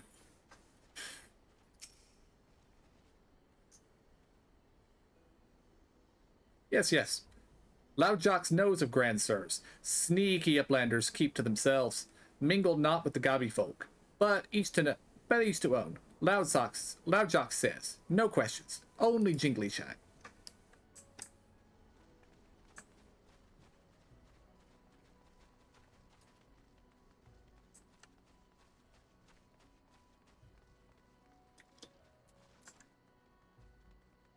Exceedingly experienced treasure hunter. Oh, I know all about the Grand Sirs. They keep to themselves in that building of theirs south of Round Spot. You best watch out, though. They're a dangerous bunch, liable to kill you for looking at them cockeyed. Entirely possible that I've gone completely and utterly mad, but are you perchance the long-lost twin sister of an Ishgardian noblewoman? What? Look behind you, a three-headed Gabu. Why do I feel like I've not seen the last of that old woman? Yeah, I was going to say the same damn thing. I was too far zoomed out, I didn't notice. No, you must be talking about them Grand Sirs. They drifted into Idley Shire some time ago, as I recall. Some time ago, as I recall. Pay visit to the Great Library, though I couldn't tell you why.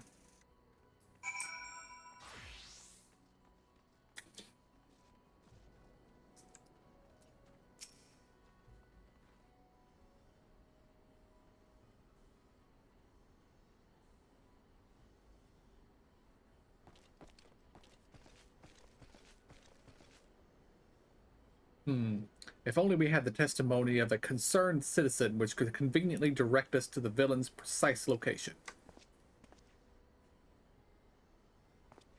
The Grand Sirs are holed up in a building to the south of the markets? Good show!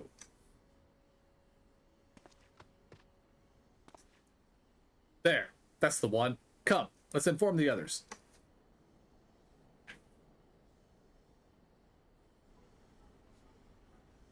I feel as if this is absolutely the wrong door. Or are they making a getaway out the back? Possibly. But seems there's no one home. There is naught we can do but wait then. Papa Hildy, I just want to say that I really like this place. I think that you and me and Mama Nashu could have lots of exciting adventures if we stay here. You may be right, Gigi. This community seems to have fostered an enlightened, free society, welcoming of honest souls willing to work and contribute to the greater whole. Did anyone happen to see a gazebo on the way in?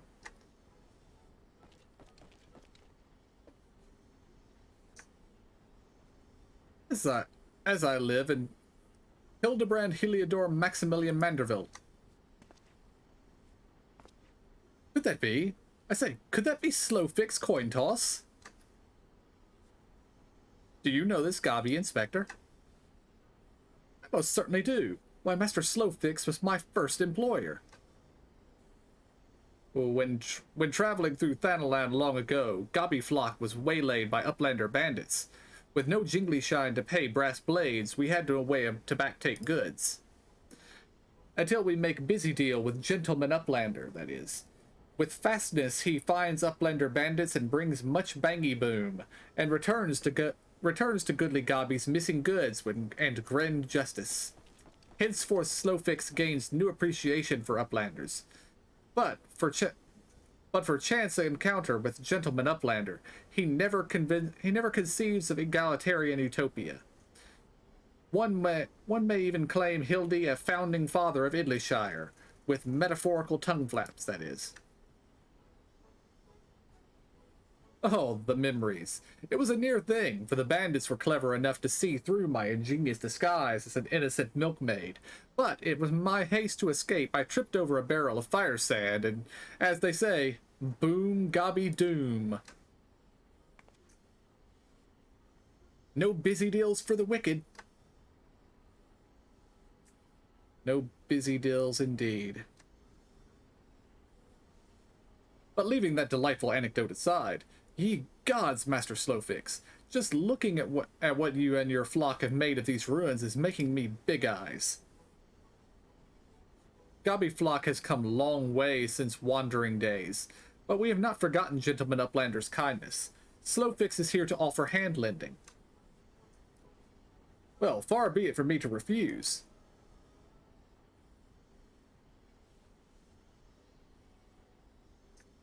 My son Gigi has grown quite fond of your magnificent city, and so I should like to stay here with him and my assistant for a time. We would not require much in the way of accommodations. A humble gazebo, for example, would more than suffice. Why settle for a gazebo in perfectly good estate right behind you? Residents of building in arrears of, and Slowfix happy to evict them. But we were pursuing the fiends who lived here on suspicion of defrauding young women. Fraud? In Slowfix's egalitarian utopia? This he will not abide. All the more reason to let Gentleman Uplander and his flock stay instead of Grand Sirs. No need for jingly shine either.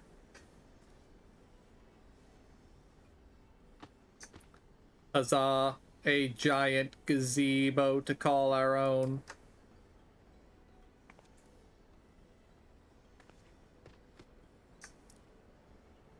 I do not know what to say. Thank you, Master Slowfix. Thank you. No need for teary-eyed tongue flaps. Gobby Flock is possessed of moral obligation to repay Gentleman Uplander for past generosity. Enjoy new gazebo, and good luck with your hunt for the Grand Sirs.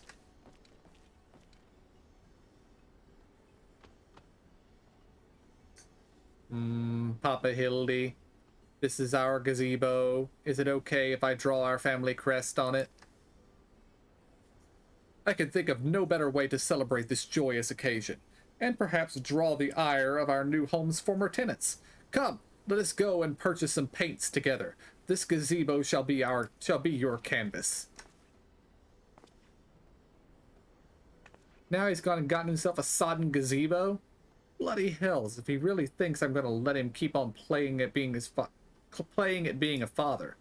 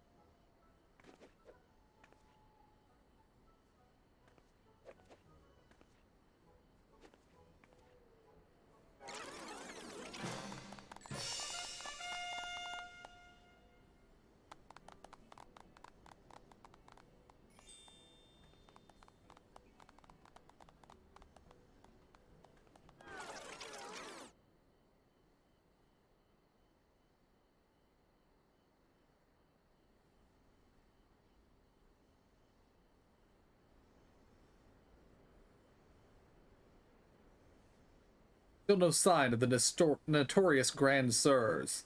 I dare say we're gonna need more paint.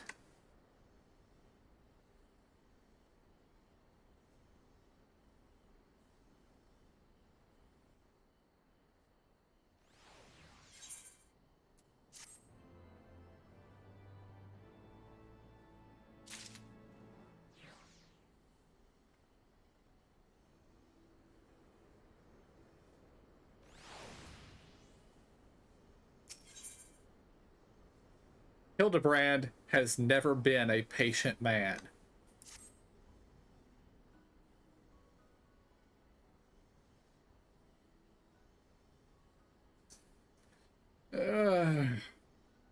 Much as it pains me to admit it, a gentleman's stamina is not without limits. I dare say I could do with a spot of tea. Hey, Inspector. Is it just me, or have those two been looking at us for the past few minutes?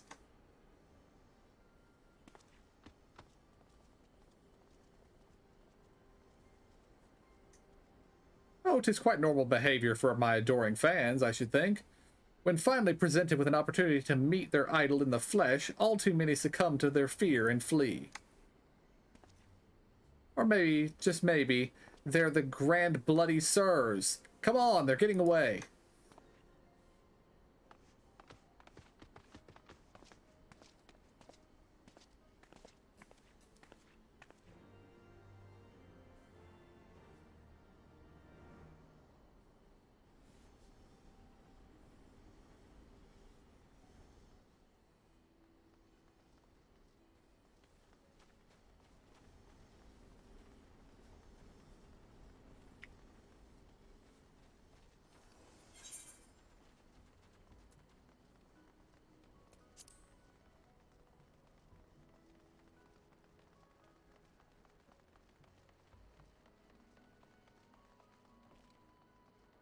Iggy down again. And he says they went that way. That is funny.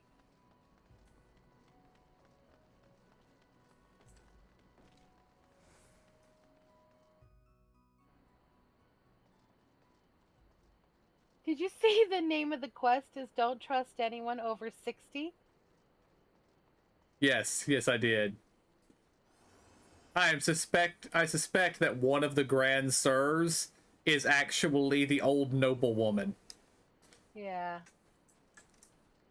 Seeing as how we also ran into somebody that they asked, "Are you the twin of a Isgardian noblewoman?" Hearken to me, you dastardly rapscallions. I have nowhere to run. Or you have nowhere to run. Reveal yourselves at once.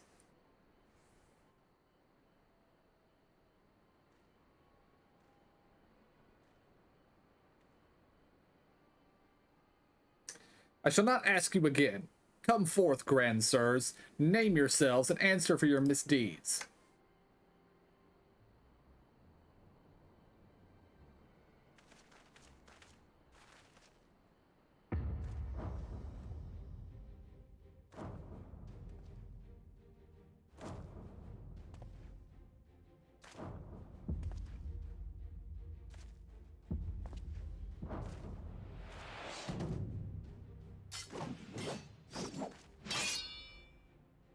Slayer of 1,000 worms, the silver spear which hath pierced the very heavens, Orland. Master of magics ancient and awesome, the divine hand which hath defeated all maladies save sentience and incontinence, Gunspart. Grand Sirs, Excelsior. I don't know whether to laugh or to cry. Mayhap both.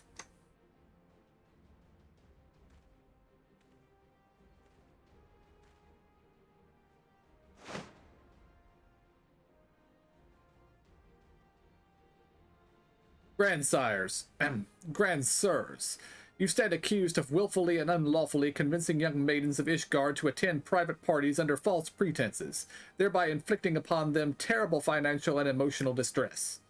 I, Hildibrand, agent of inquiry, inspector extraordinaire, am come on behalf of those poor defenseless innocents, and to see that no others are made to suffer as they did. Now lay down your arms and surrender yourselves into my custody. The audacity of this boy. You should feel ashamed of your words and deeds.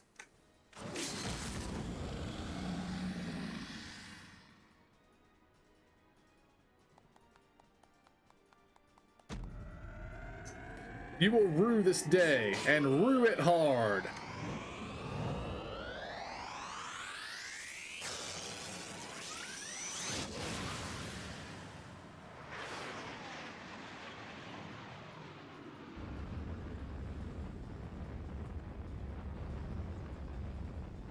Gods, how I've missed this. The air streaming past, the blood pumping, the taste of copper on my lips, the slight dizziness.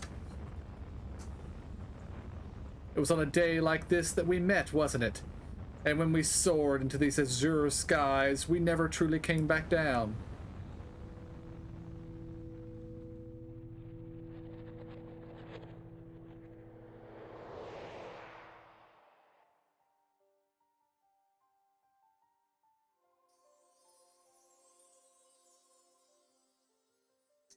Do mine eyes deceive?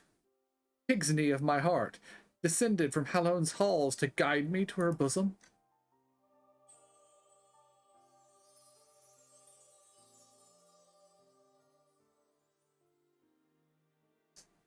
My beloved, my everything, long have I awaited for this moment.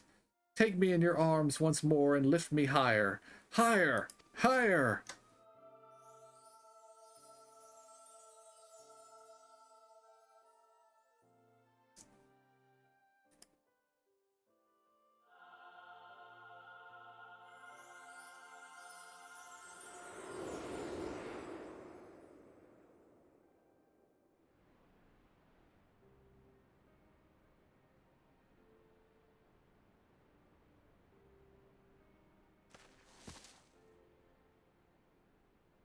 Orland!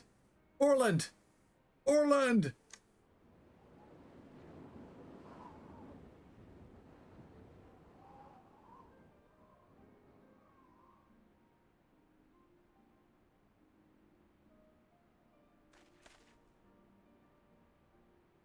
Alas, poor Orland. I knew him not in the slightest, but he seemed a decent man, chicanery and attempted murder notwithstanding.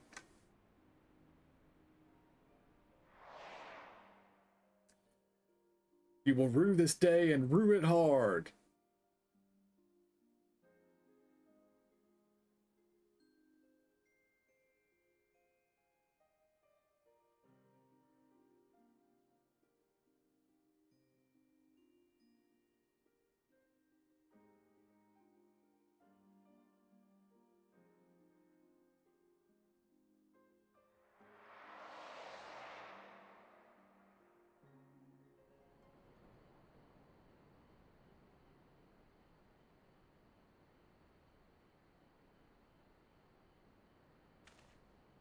Wait, I've seen this before.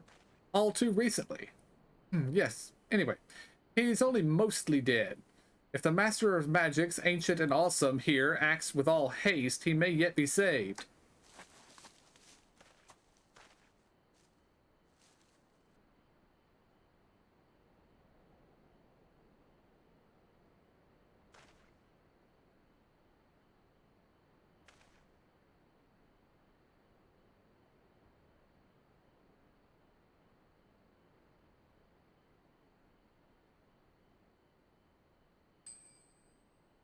Oh, you were referring to me? I see, I see. With all haste, was it? Yes, yes. I'll get right on that.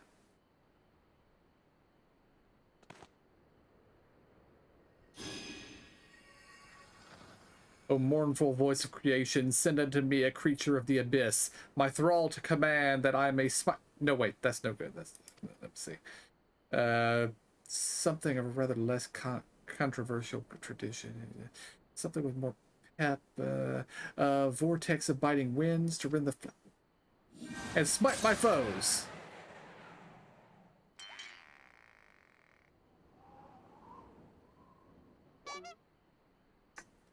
Foes? I thought you were friends.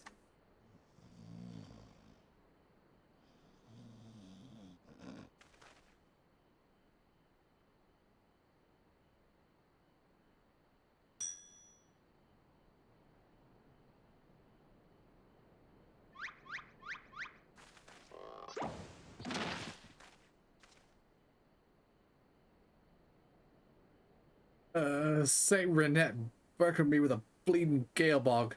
My back. Oh, my back. Twould seem I've underestimated you lot. That would make two of us?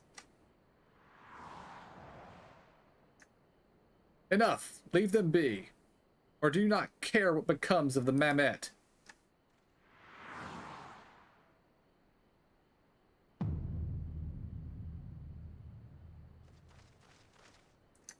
Gigi?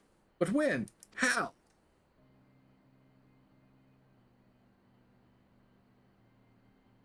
There she is. I thought I recognized you. First in Ishgard, then in Idlishire. You've been following us since we left the capital.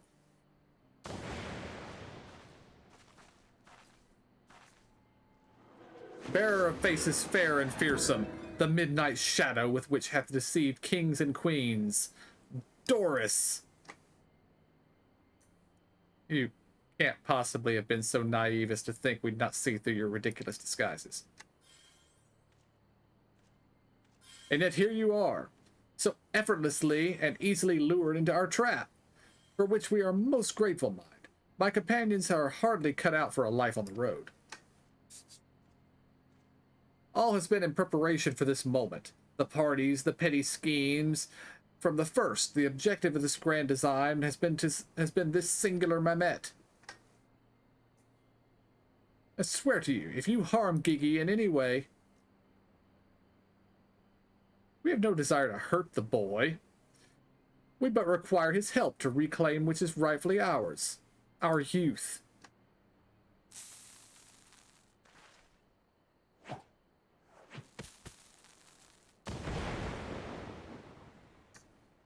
Confound it, I can't see.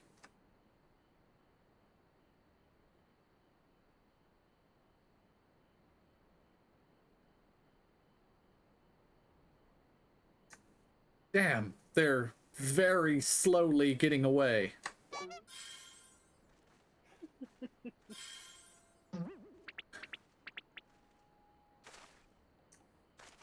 Papa Hildy. Gigi! Stay strong, my son. I swear I shall find you.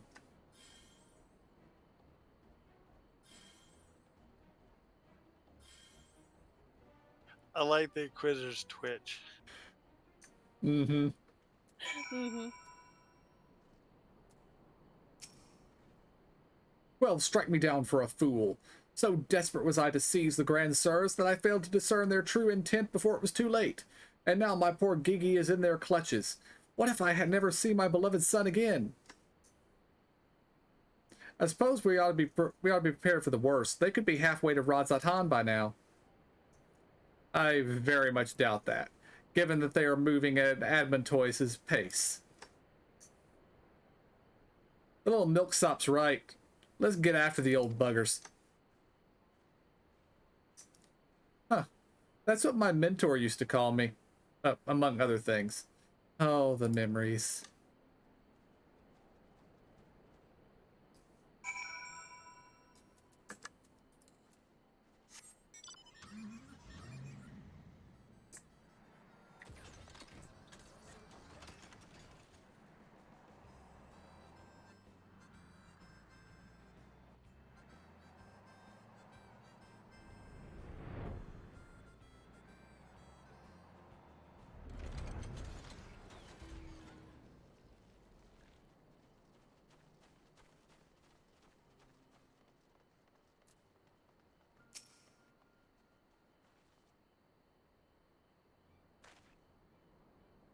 So, it seems that the Grand Sirs have been caught once more by the very inspector that was trying to catch them.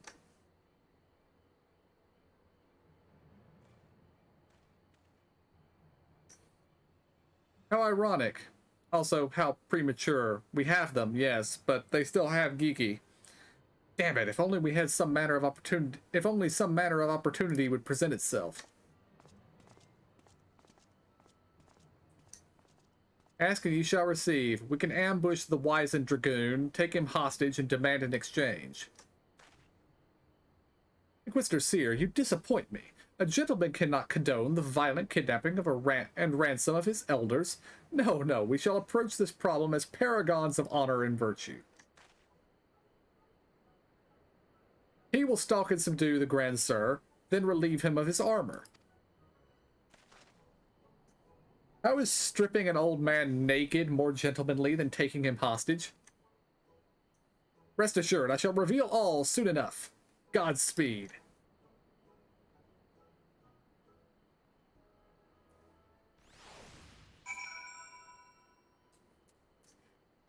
And like our response is basically, sure, we'll go mug the old man. Who cares?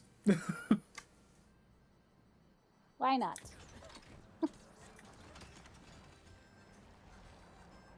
It's not like it's the first time or anything.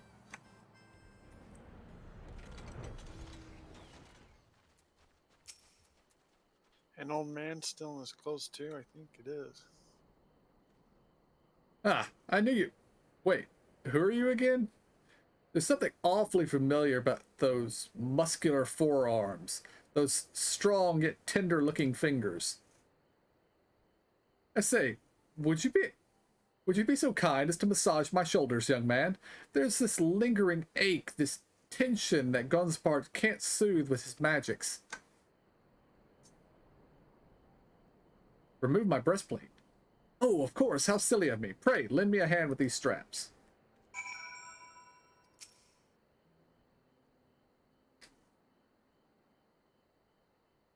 Truly, young man, you are a saint.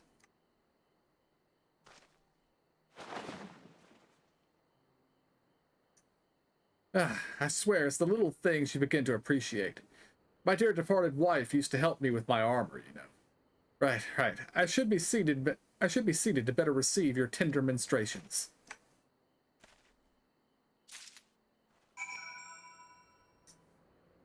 What? Can't we just walk away? We're here to Oh, we mug got- the old man. Clonk This is him a and knock familiar him out. thing. Yes, yes. As long as we don't have to douse him in salamander oil, it should be fine. Mm-hmm. Ah, the healing tingle. Would that I had a tincture of salamander with which to treat these aches. Ah, my pig's knee would used to spread some on my chest and under my nose to help me sleep through the night. Come, do not be shy. Work those soothing fingers into each and every knot. Slowly. Make me forget my troubles.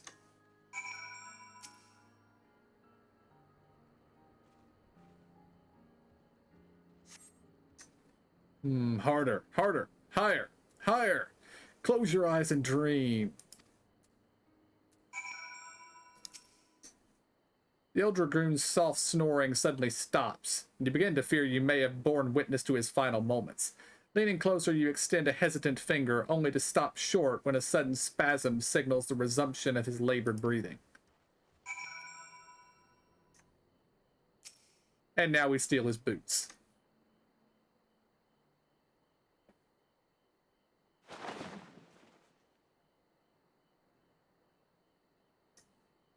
With the utmost care, you remove Orlan's sabatons and breeks, leaving only the sleeping old man exposed to the elements and at the mercy of the nearby ravenous bears and tentacled moorballs. May he rest in peace. I think we should still tie him up too. Talk to him one more time. Good night, sweet prince.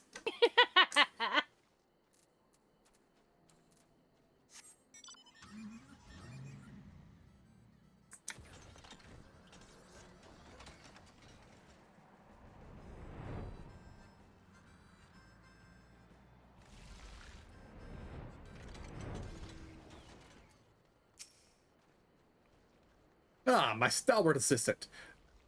By your return, I gather you have taken care of the dragoon, and by taken care of, I mean afford him all due courtesy as befitting a man of his years, whilst returning with his equipment.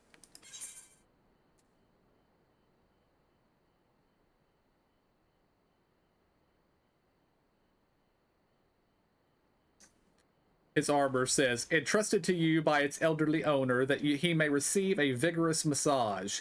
This suit of armor is surprisingly light and reeks of garlic. Lovely.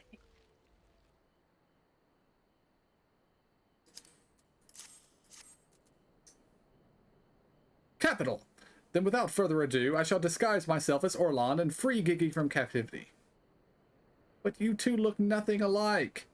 They may be old and slow, but they're not blind.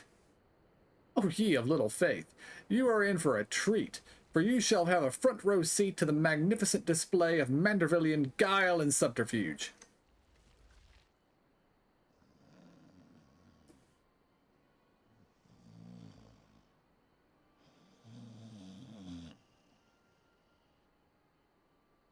Hey, is it time for dinner yet? We just ate, you daft bugger. Where in the hell's Zorlond? I know he's got to take a piss every hour, but damn it, he could at least be quick about it.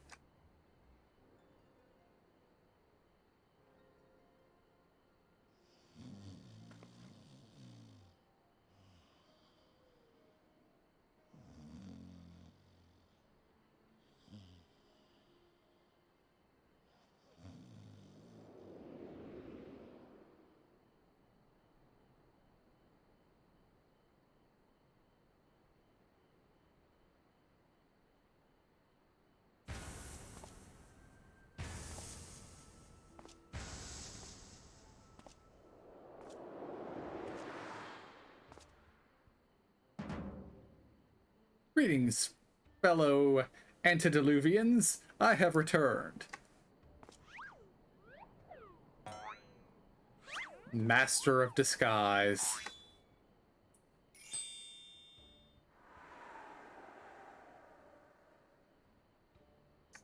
Oh, bollocks.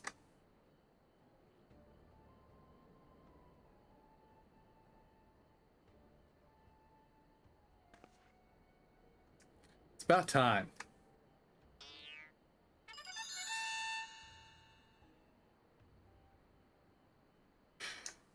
Okay, no.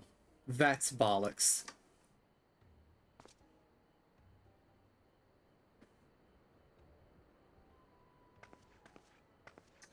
Pack up your things. I want us back on the road in 10 minutes. Before we do that, we must first release young Gigi here. His behavior unbecoming a gentleman to keep children in cages. What in the seven hells are you blathering about? He's gonna get away.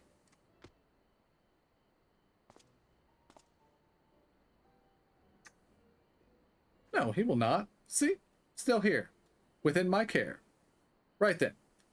On a completely unrelated note, I shall now take the boy with me on a brief sojourn into the wilderness. Here, take me, it's working. He's about to walk out of there with Gigi, and they won't even try to stop him. So far, so good.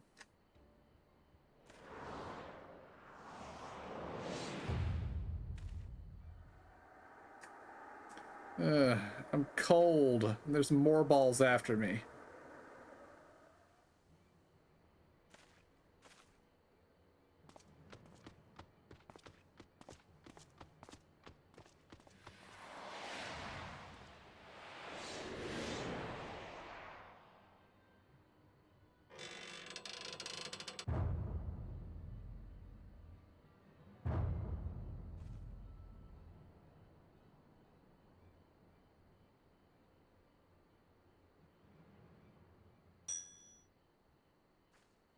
I'm me, but you're also me. But that can't be, unless... This is it. This is the moment when my life flashes before my eyes. Oh, my dearest Pigsney, we'll be together at last.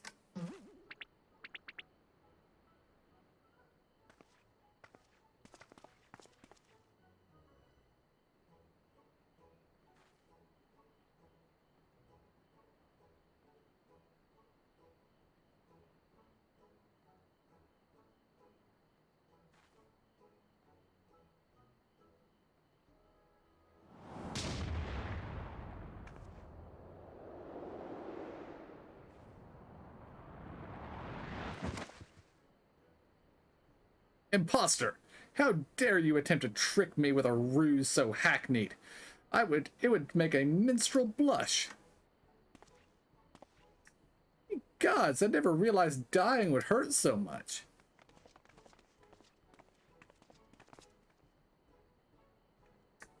Now's our chance, Gigi. Come with me.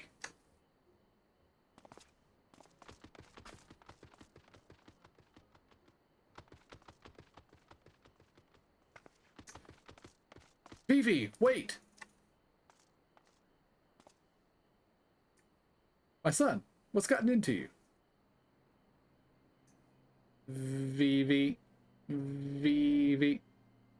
Where have I heard that name before? Remember Remember who you are, Vivi. What you are. A creation of the great Charlian Archmagus Quan. Quan. I was given life by Grandpapa Quan. I remember now. We lived together, and he taught me many things about the outside world.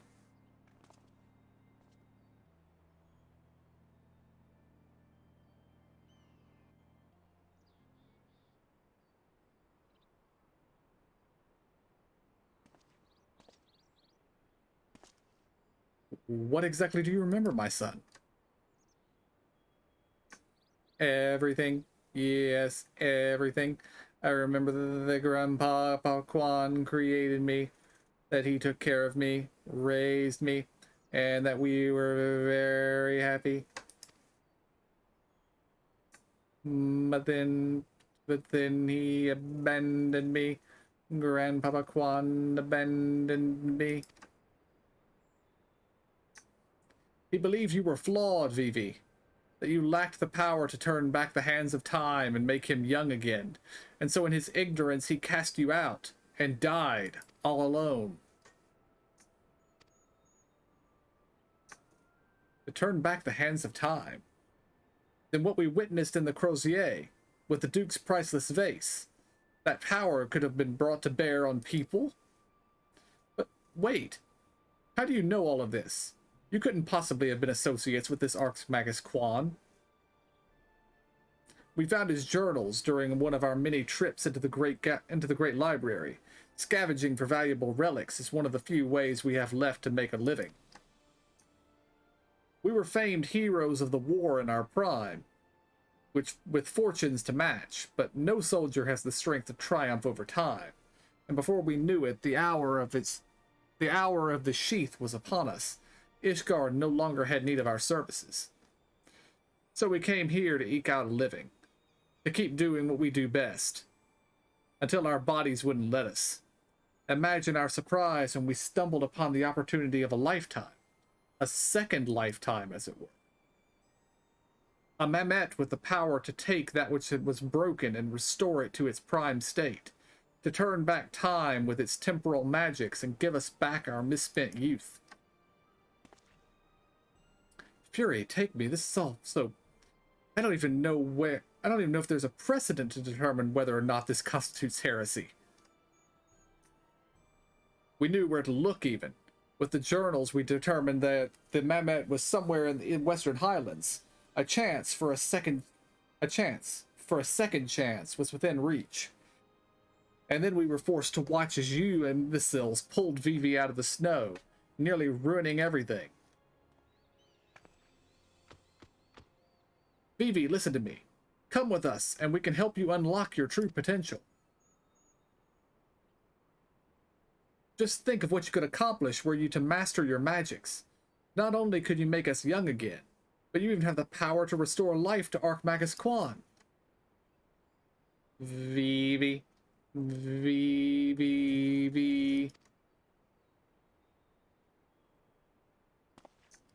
Impossible. No magic can truly return the dead to us. At best you can animate a corpse, and I need not review the precepts to declare that the products of necromancy are abominations in the eyes of the Fury.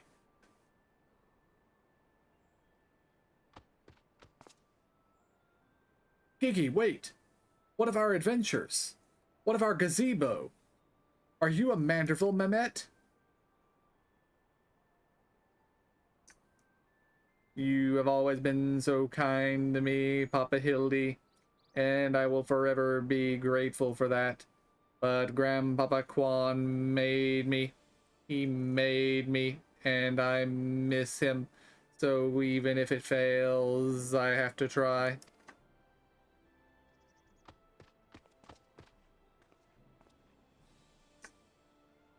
What are you doing? They're getting away. We have to stop them.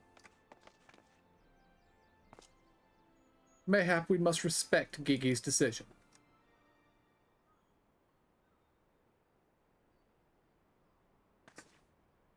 So that's the end of that chapter, eh? You're giving up and coming back home?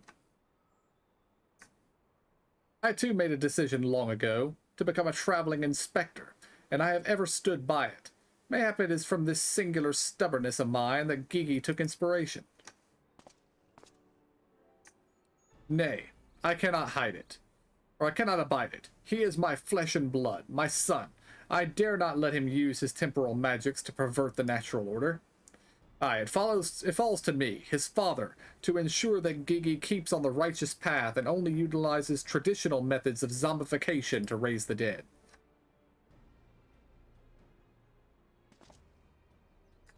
Inquisitor Seer, I must applaud your dedication to your work, and cannot thank you enough for all you have done on our behalf. Yet I fear if we continue as we are, Gigi may be driven to rash action. Therefore, I would ask for you to suspend your pursuit of the Grand Sirs for a time, that I might be afforded the opportunity to convince my son to return peacefully. Well, seeing as how we can only guess the full extent of Gigi's powers, it might prove dangerous to act aggressively should he choose to use them. I knew you would understand. Right then. There is no time to waste. Nashu, let us retire to our new gazebo and discuss our plans.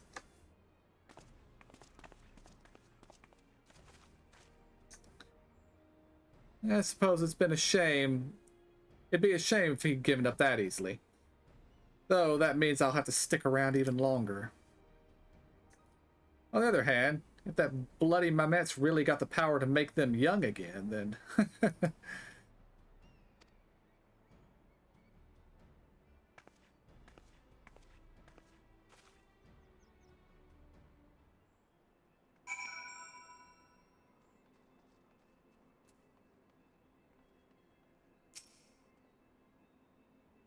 Said I'd suspend my pursuit, and I will. That doesn't mean I won't continue my investigation into the Mamet and its powers in Ishgard.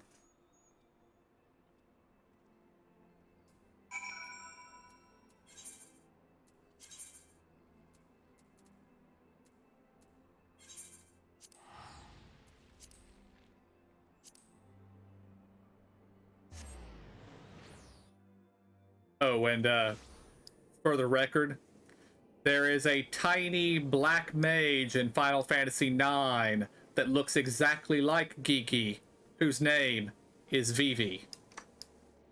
Ah. Ah.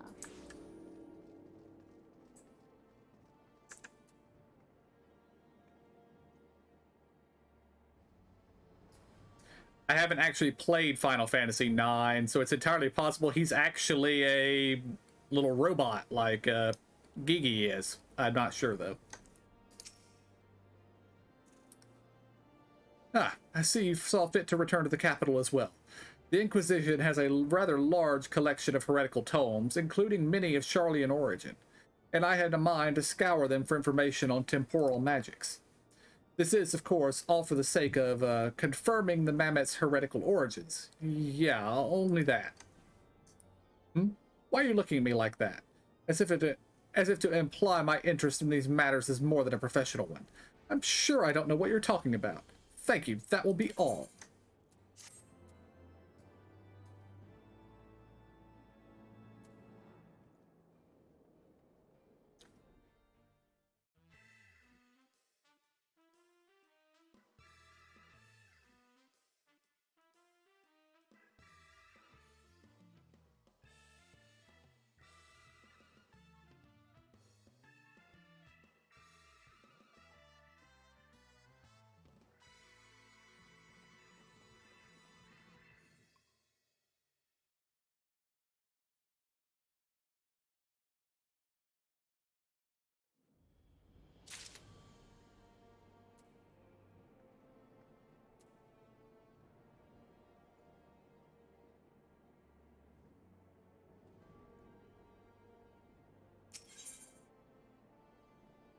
Here is a man at the end of his tether.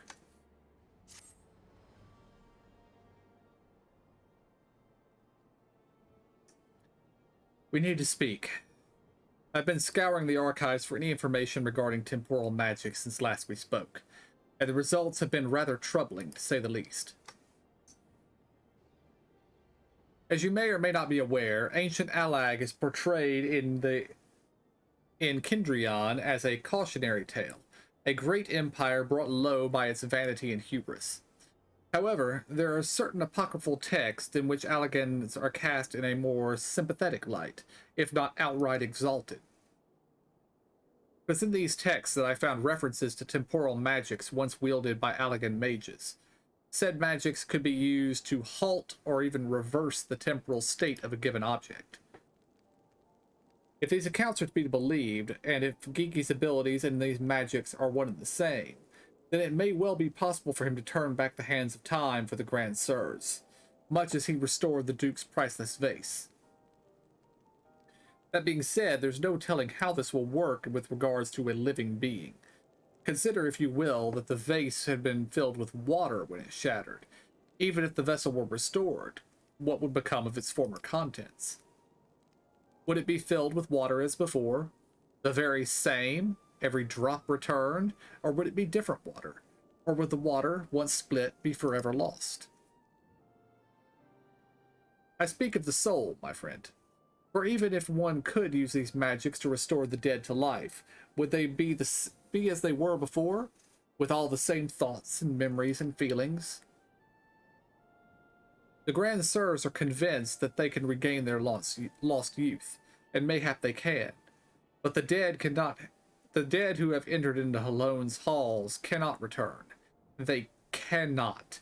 Yet Gigi is nevertheless resolved to try and resurrect Archmagus Quan. Speaking of which, according to the Charlian texts in the archives, Archmagus Quan was an accomplished scholar known for his study of ancient Allegan magics. Furthermore, further evidence that Gigi's abilities are likely derived from the ancient traditions, I suppose. But more importantly, I learned the location of the Archmagus's former residence. Mayhap we could find something of interest there.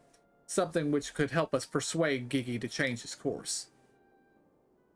I had a mind to summon Inspector Hildibrand and make the journey there together.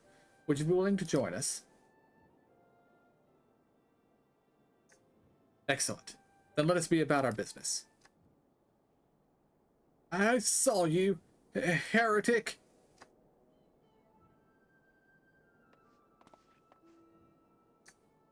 I beg your pardon?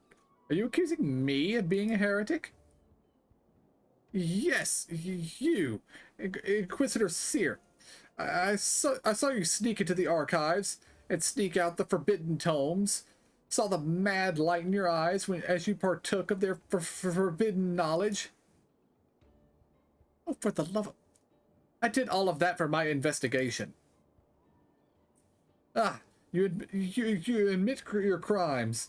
That you did secretly, without permission, in blatant contravention of the rules, read forbidden tomes. Then, by virtue of the authority vested in me by the Supreme Sacred Tribunal of the Hellenic Inquisitory Doctrine... You stupid, ignorant... Are you also desperate to keep your goddamn jobs that you go around accusing all the world and his wife of heresy? Is that what you've been doing, we've been reduced to?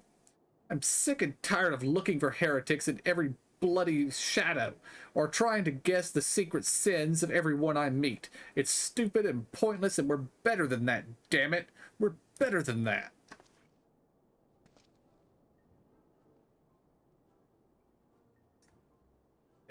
If you will not surrender yourself, that I have no choice but to inform my superiors.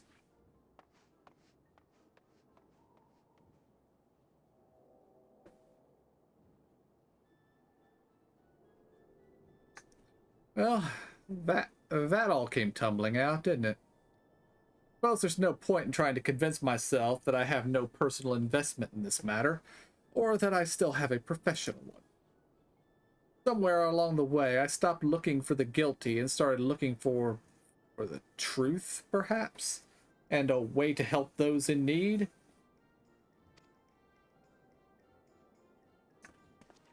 But there's no place for people like that in the Inquisition, is there? And it's only a matter of time before that stuttering fool comes back with an armed guard. Let us depart for Idleyshire at once. We need to find the inspector.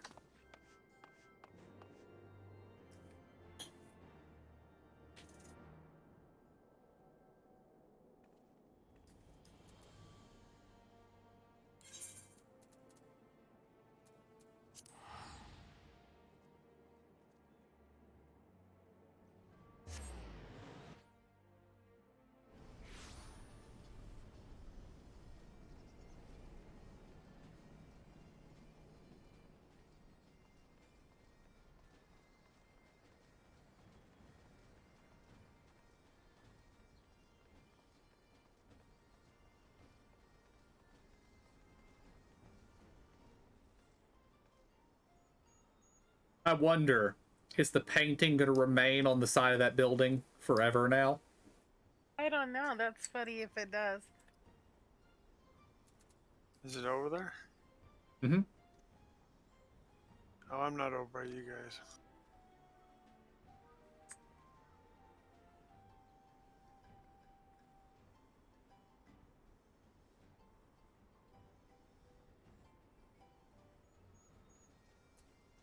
Oh, there it is, yeah.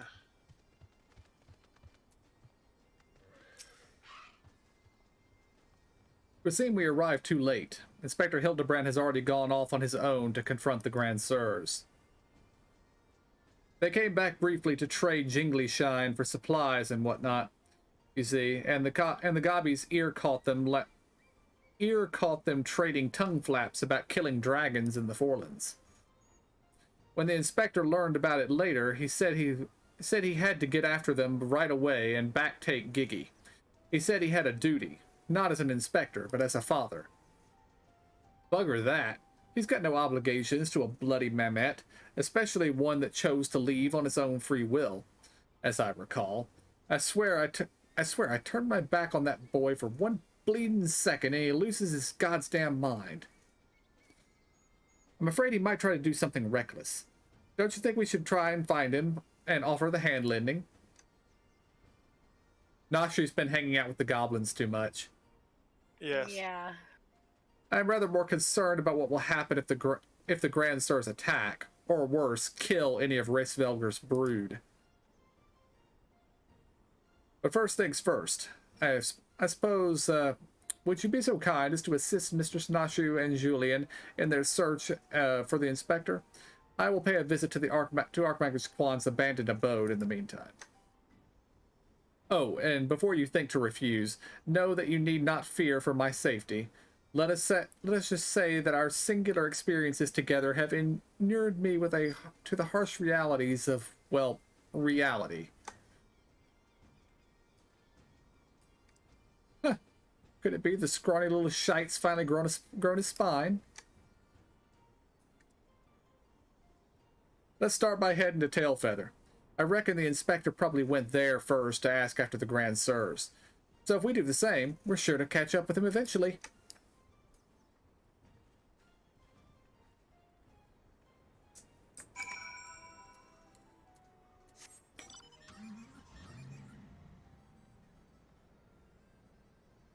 I'm not sure why I got the mount out. Yeah. Telshire.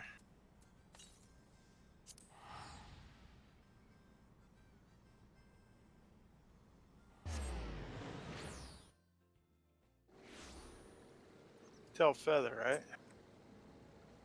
Yeah, I've already Tess teleported just there. reported.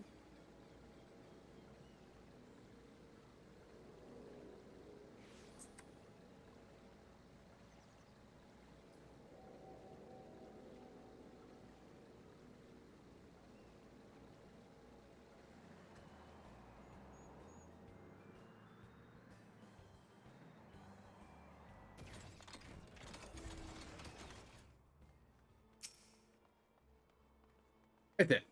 I say we split up and make inquiries separately. If you learn anything about the inspector and the Grand Sirs or Gigi, come and tell me.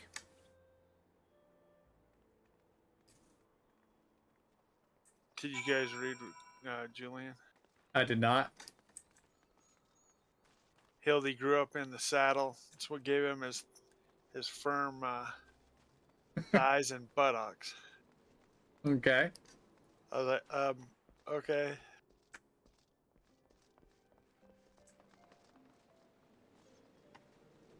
It's behind, isn't it? Yes.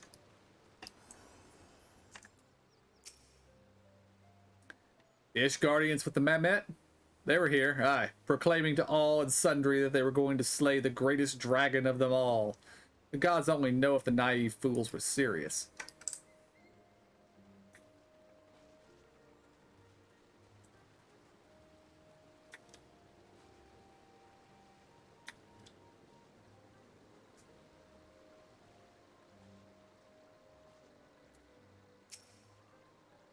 Three dragon slayers and a Mamet, eh? I'd call you a mummer if I hadn't seen them come through earlier, boasting about how they were off to kill the biggest one yet.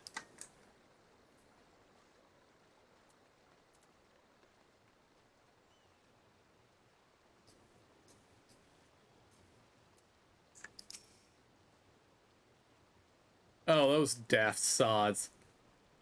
They were for Annex Trine. Not quite sure what their intentions were, but they were awful confident, that much I recall.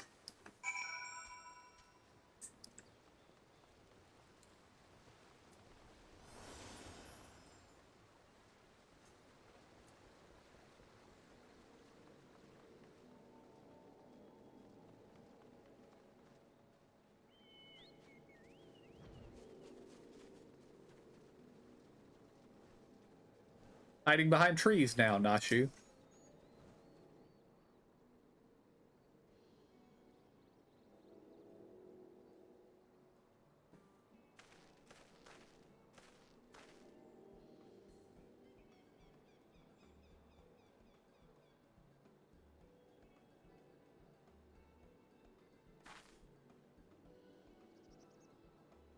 Oh, I see. So the Grand Sirs were headed for Onyx Trine.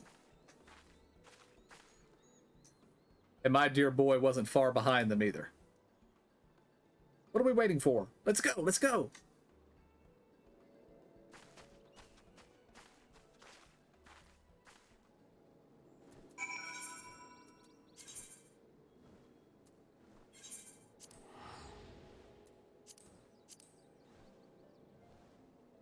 I can't zoom in. There's too many quests over there.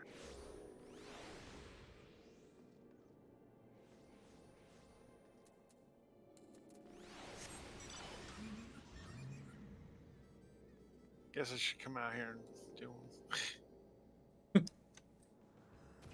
On another class job.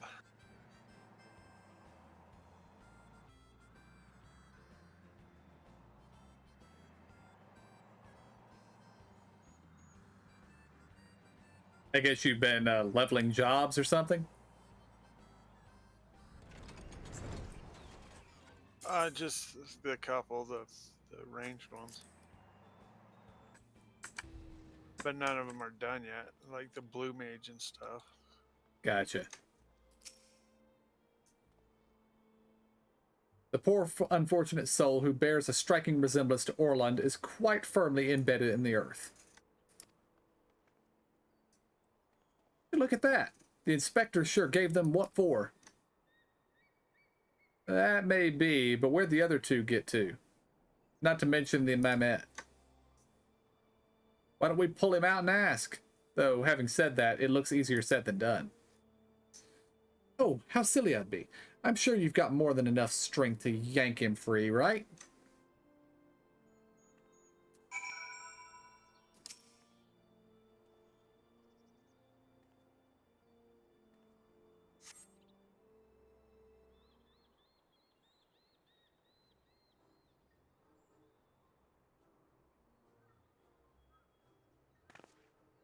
Well, I'll be.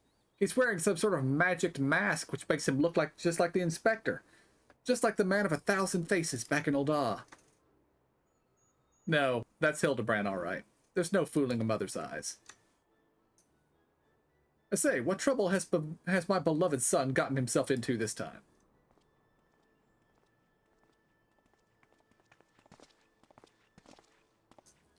Hello there, Lord Godbert and Inspector Seer. How'd you two end up traveling together? Blind fortune, you might say. I was too far from Tailfeather when night began to fall. but fortunately Lord Godbert chanced to find me wandering in the wilderness. Lord Edmond told me all about this recent trouble with the Grand Sirs, as well as Hildy's investigation. And a father cannot help but take an interest in his son's affairs, can he?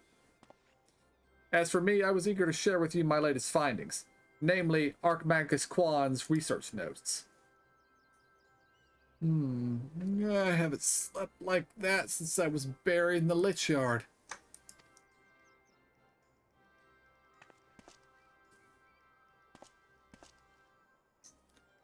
Oh well, I must confess no small measure of embarrassment to be found in such a state, having been so unceremoniously disposed of by the Grand Sirs.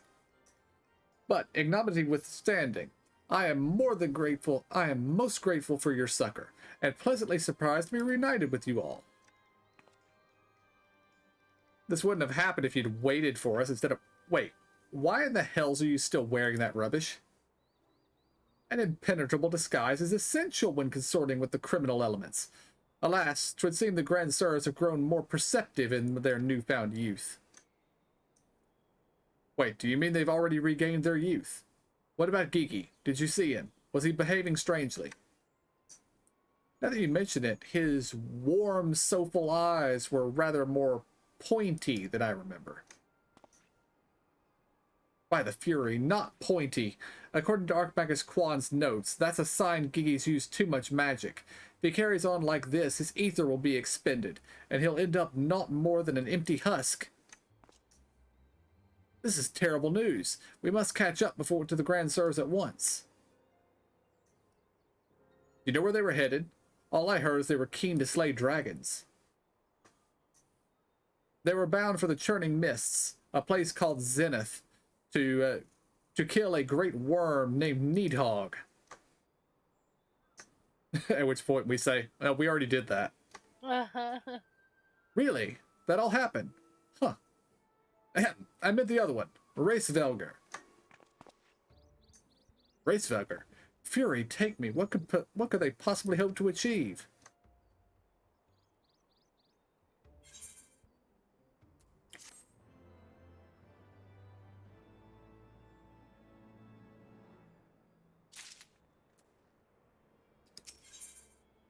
Hildibrand wishes to entreat your aid in a matter of grave import. I, Hildibrand, Agent of Inquiry, Inspector Extraordinaire, do hereby ask you all to aid me in rescuing my son and putting a stop to the Grand Sir's machinations. You know, there's really no need for that. We came because we wanted to help.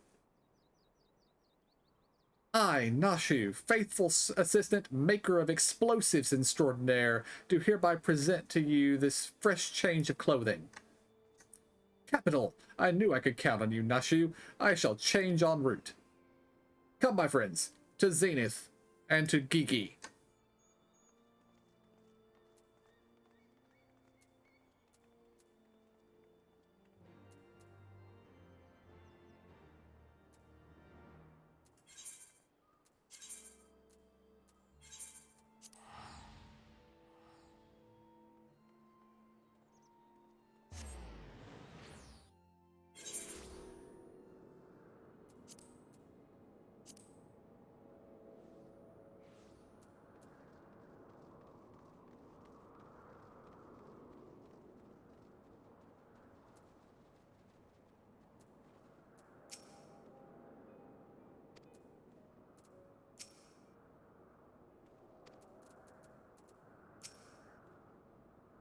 Make ready, my friends. The final battle with the Grand Sirs is at hand. 'Twould seem my wounds were more serious than I thought. I fear I am in no condition to confront our foes. There is but one thing that could restore me to my former indomitable self. Don't worry, I've got some salamander oil right here.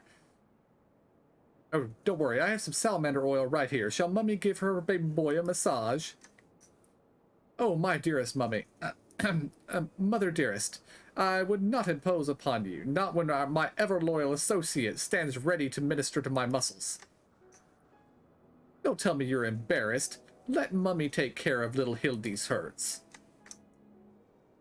My dear wife, I know what you mean. I know you mean well, but let him handle it. Theirs is a bond which transcends time and space and personal boundaries. No, no. If that's the way of it, I'm counting on you.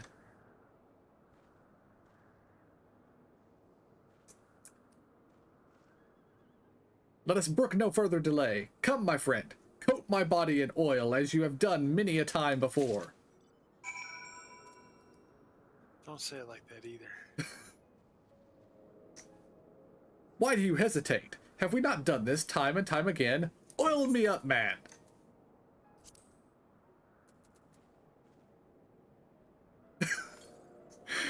The description of the salamander oil. It rubs the oil on his skin. It does this whenever it is told.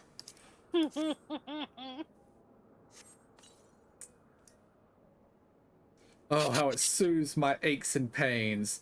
Quickly now, knead it into my flesh. Knead as you have never kneaded before.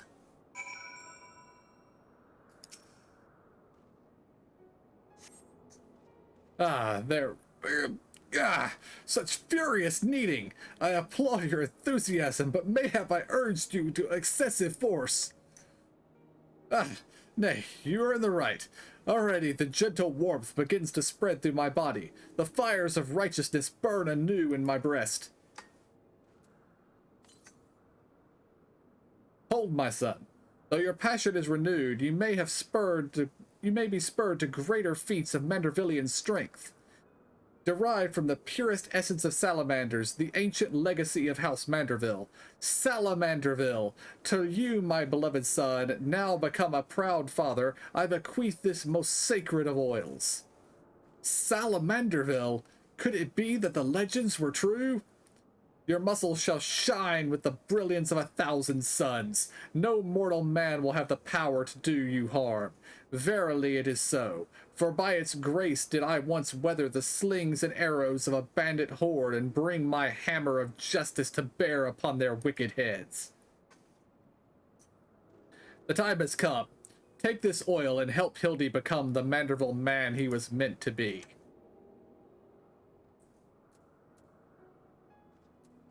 Carl slowly takes some of it and rubs it on himself.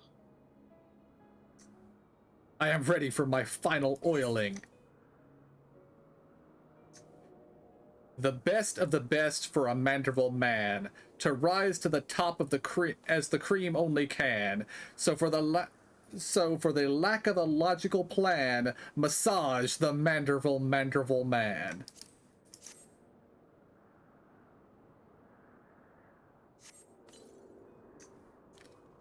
The Salamanderville, how it flows into every nook and cranny. Quickly now, lay your hands upon me. Massage me with all of your might.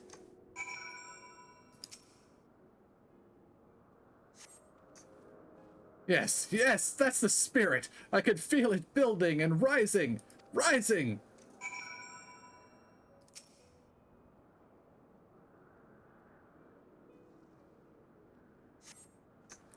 Such passion, such fervor. I am the inferno unbound, the tempest unleashed, but I have not even yet begun to pose.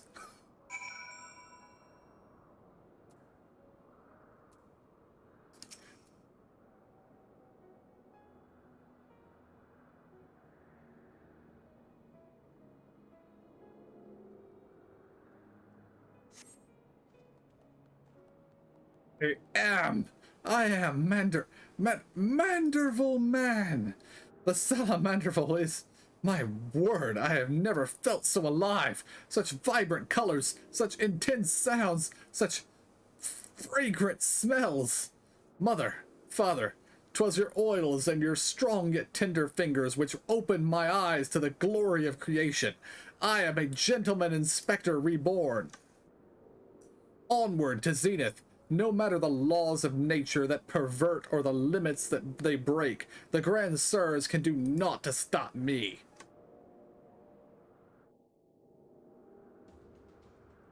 Hear his roar?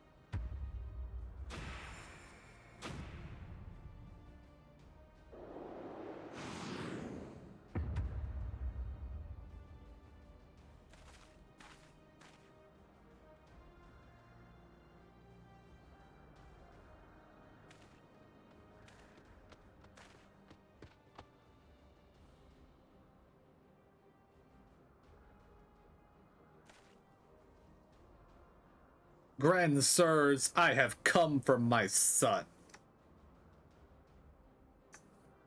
Oh, must we do this now? We have a dragon to slay. There's no need for any of this. The war is over. But not for long. The worm's death will give rise to a new era of fire and blood, and we have consumed his eyes. We'll use our new powers to win untold glory on the battlefield. Our legends will echo in eternity. You would doom countless innocents for glory? No, I won't allow it. Over my dead body. Far be it for us to deny you then. This is the end for you. The ultimate end.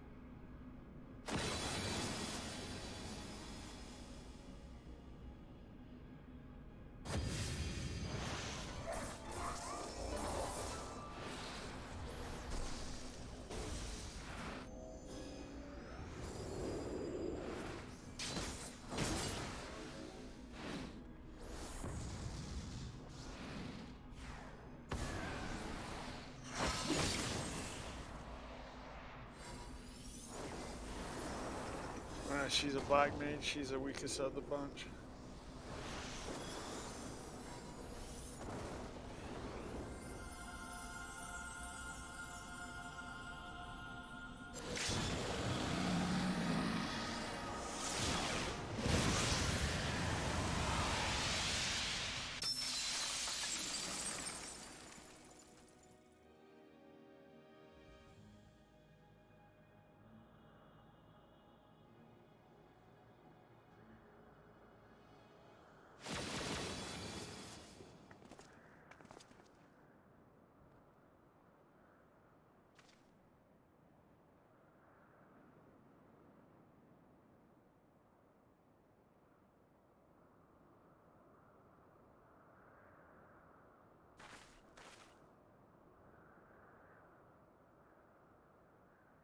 Have faith, my love. He is our son.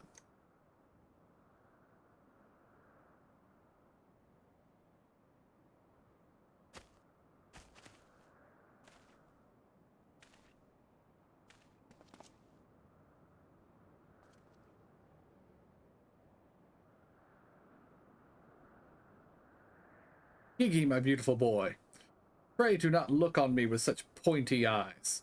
Let Papa Hildy take you home to our gazebo. Stop calling me that. My name is Vivi. Vivi. Remember everything. My powers, my purpose, my grandpapa Quan. I made them young again, but it's not enough. I need more. More. I need the worm's eyes, and then I can bring him back. I'm sorry, Gigi, but no, you cannot. Grandpapa Quan is gone. He's right, Gigi. Mayhap you could restore his corporeal form and breathe life into it, but his soul, what made him your grandpapa, is forever beyond your reach. That's not true.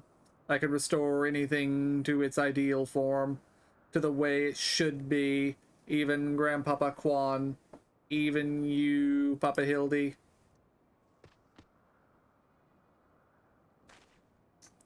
Please, Gigi, you have to stop. If you keep using your power, you'll die.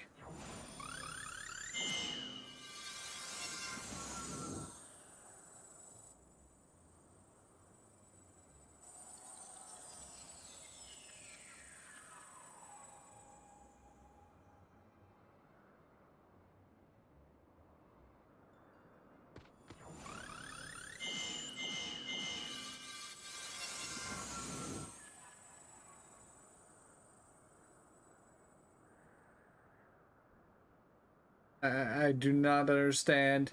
Your clothes are still dirty and tattered.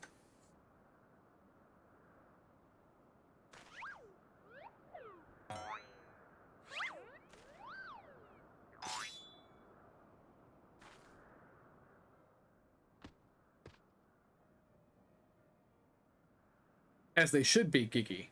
For my every waking moment is as the gods intended. Every day I live life to the fullest. Every day I enjoy grand adventures. I found your grandpa's research notes. What he gave you wasn't the power to make things the way they were. He gave you the power to change the world, to make things the way you yourself believe they should be. That's why your magics have no effect on the inspector, because you know in your heart that this battered and bruised form of his is in its own way right.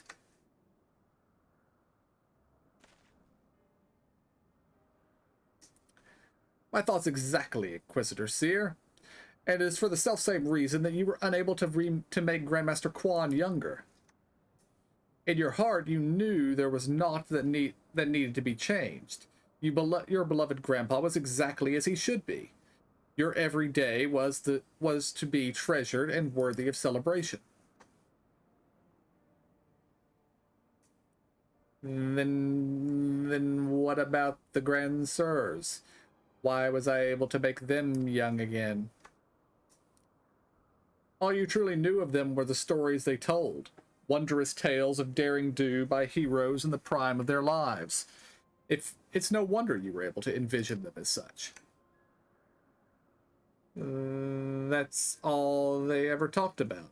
When they were young and free and full of fire. At first, Archmagus Quan didn't understand the true nature of your abilities. He struggled to deduce why you could not make him younger as he originally intended. Eventually, he realized that your fond memories of him were preventing you from conceiving of him as anything but the elderly creator, and that the only way to achieve his goal would be to take them from you. But you were all he had left in the world. No longer a mere Mehmet, but a friend, family, his only family, his grandson. He couldn't bear to lose you, so he renounced his quest for immortality. But I still lost my memories in the end.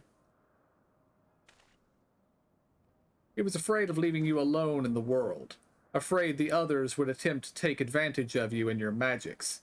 So before he died, he decided to take your memories from you after all, to protect you. But despite his best efforts, something remained. Something stronger and more powerful and more resilient than anything Archmagus Quan ever dared dream. You were never broken, Geeky. You were never abandoned. All he wanted was to set you free. Free? Free to do what? Whatever you like, Gigi. Don't you see? That was his final gift to you. A new life. A new story all of your own.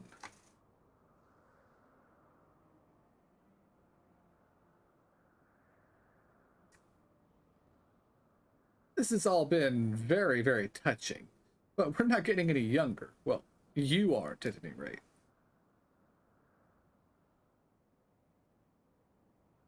We have suffered your meddling long enough.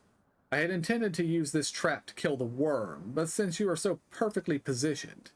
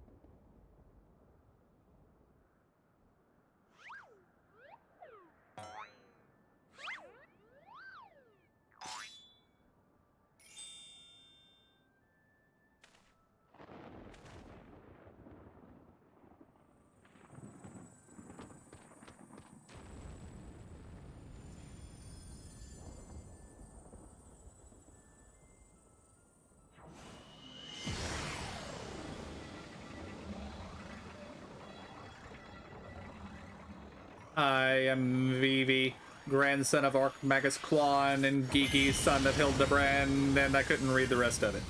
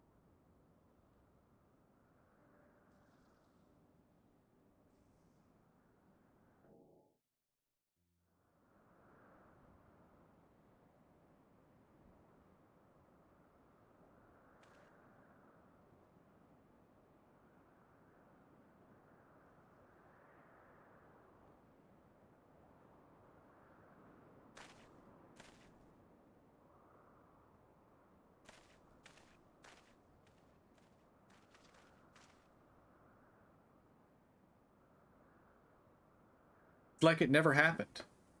With the last of his strength, he turned back the hands of time. Not just for the pillars, but for us all. He made us all as we once were, as we were meant to be.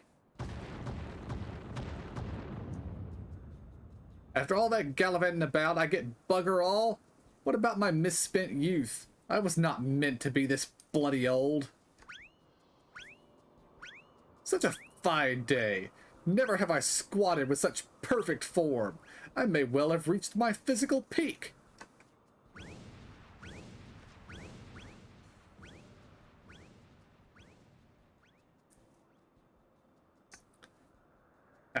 What rot.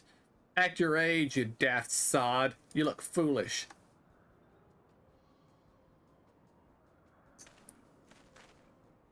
You should be grateful. Gigi saw what you had become and gave you a second chance.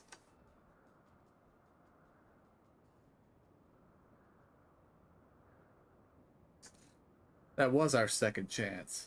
To relive our glory days.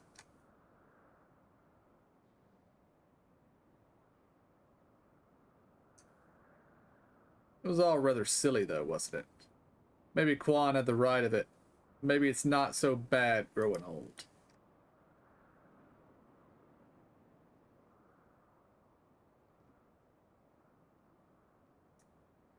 I was a coward when I was young.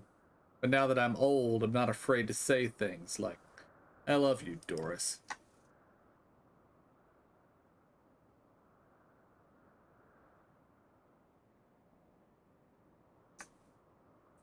You're a blind, bloody fool, Gonspart.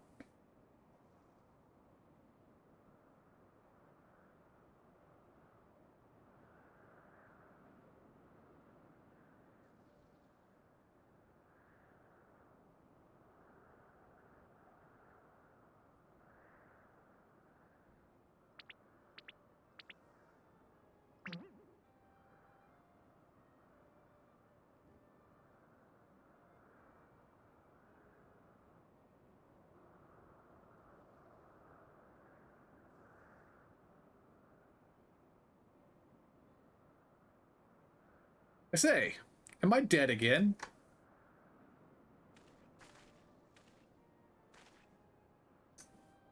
Quite alive, Inspector, along with everyone else, thanks to Gigi. The Grand Sirs are also in our custody.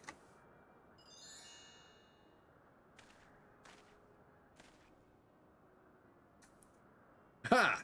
That's my boy. Where is the little tyke, anyway?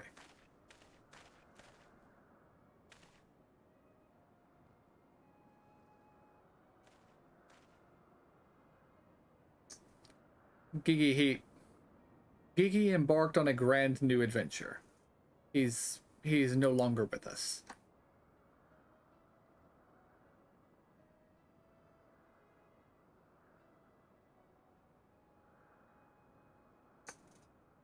I see. If that's what he wanted, then I could not be happier for him. I am sure Archmagus Quan would feel the same way.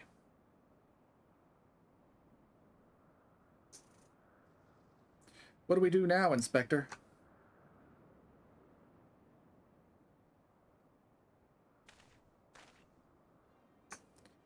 Is it not obvious, Nashu? The wide world beckons to us.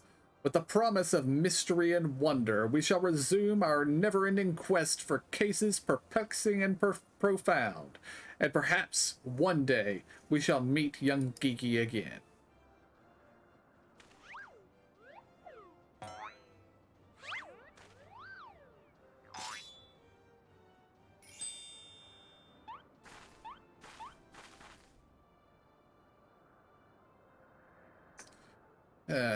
I hate to admit it, but this whole mess got me thinking that maybe it wouldn't be so bad if I really did have a grandson.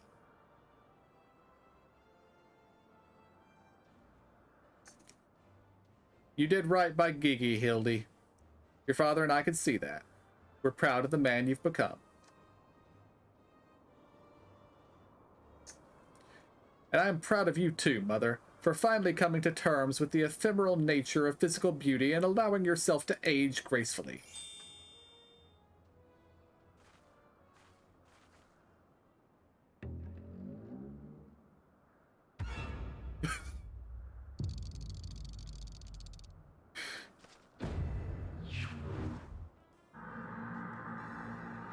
Gracefully, was it?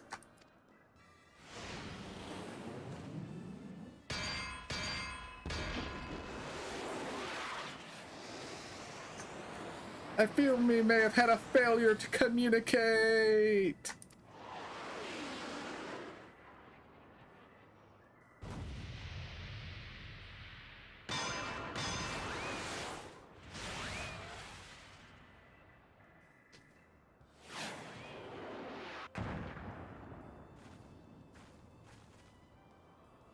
There he goes again. Wait for me, Inspector. Wait.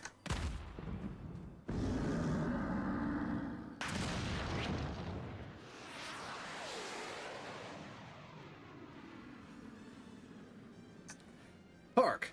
What is this curious light I spy in the far eastern skies? And this oh so familiar scent which fills my nostrils? Do I smell a case?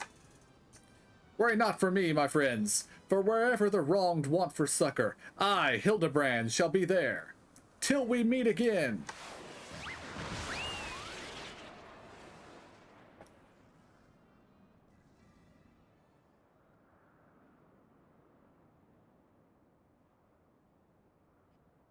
I don't see why the dad couldn't just take his hammer and fix him.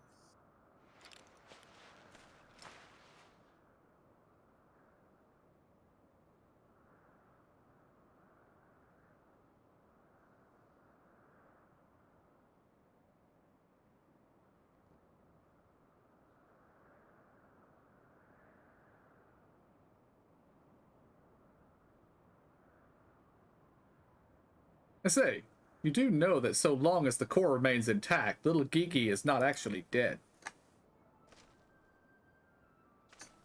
That's right. So dry your tears, boy.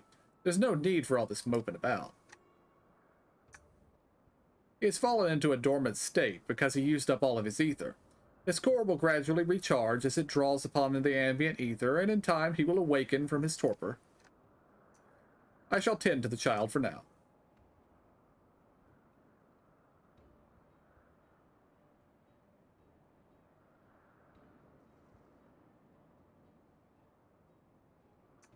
As for these three, I should be glad to take them back to Ishgard in your stead. A most generous offer, my lord, but hardly necessary. After all, 'tis my duty to bring them to justice. Oh yes, it was my duty. After everything I said to that young inquisitor, I can't go back to Ishgard. They'll toss me in jail and throw away the key if they don't kill me outright. So, go to Idleyshire and live in Hildy's gazebo. Someone ought to look after it while he's away, no? That doesn't sound all that bad, actually. Full glad am I to accept your offer.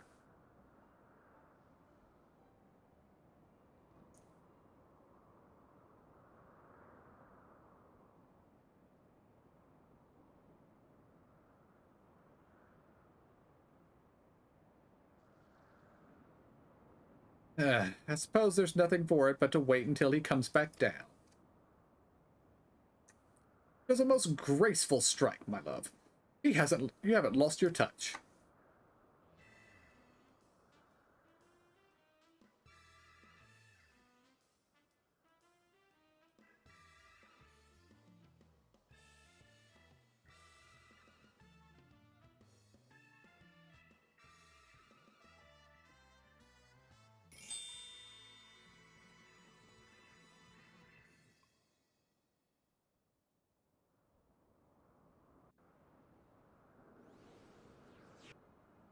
That one was a quick one.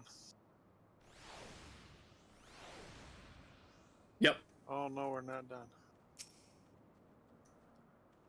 Suppose there's nothing for it but to leave the grand sirs to Lord Godbert, and for me to see to Inspector Hildibrand's gazebo. I'd like to thank you for everything you've done. If you find yourself in Idleyshire, come and see me. There are a few arrangements that I need to make, but I can't imagine that I will take that long for me to settle in. Thank you, my friend. Until we meet again.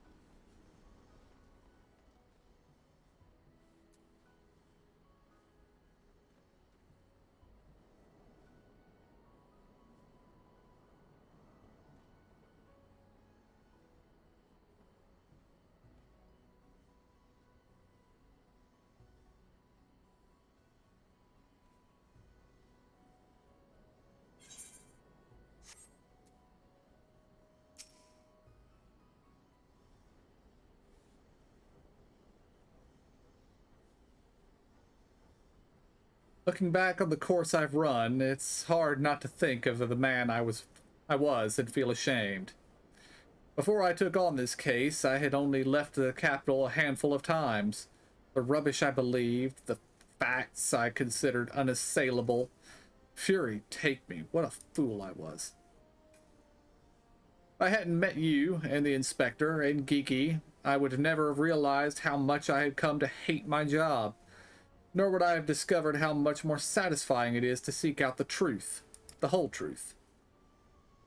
One might say that getting labeled a heretic and having to flee Ishgard is the best thing that could have happened to me. After all, now I am free to start a new life here in Idlishire as a consulting inspector.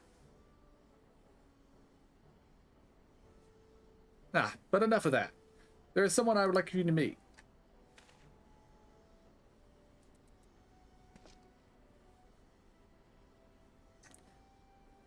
Lord Godbert made some modifications, as you can see. His smaller size should allow him to absorb Aether more effectively over time. We thought that if he were to travel with you and share in your grand adventures, that maybe it would hasten his reawakening.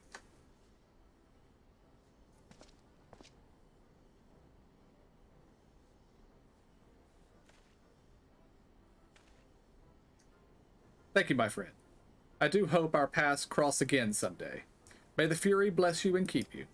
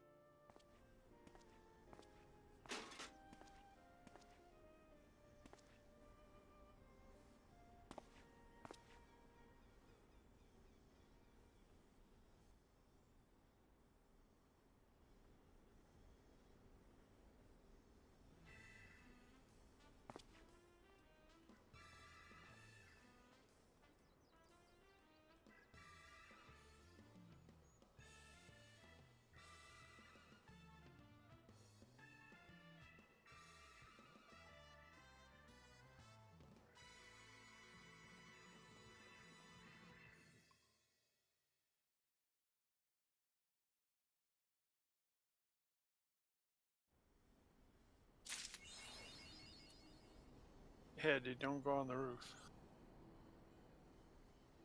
Hmm? As the roof had all those little squiggly whatevers. Ah.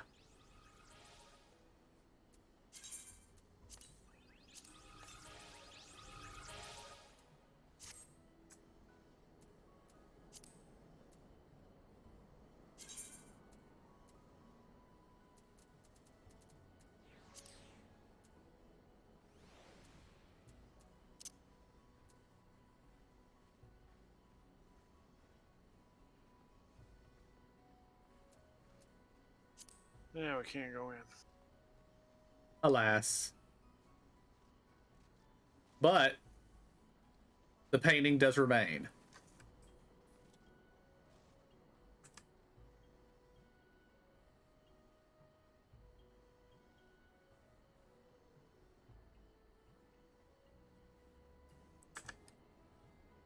All right, guys, I believe that is where we will call it for tonight. And there will be no stream tomorrow, and I will be back on Friday with more Final Fantasy VII Remake. Until then, I want to thank y'all for joining Well, me. that was Hope y'all enjoyed it. considerably less. I'll see y'all next time. Have a good night. Time-wise, yeah. Yeah.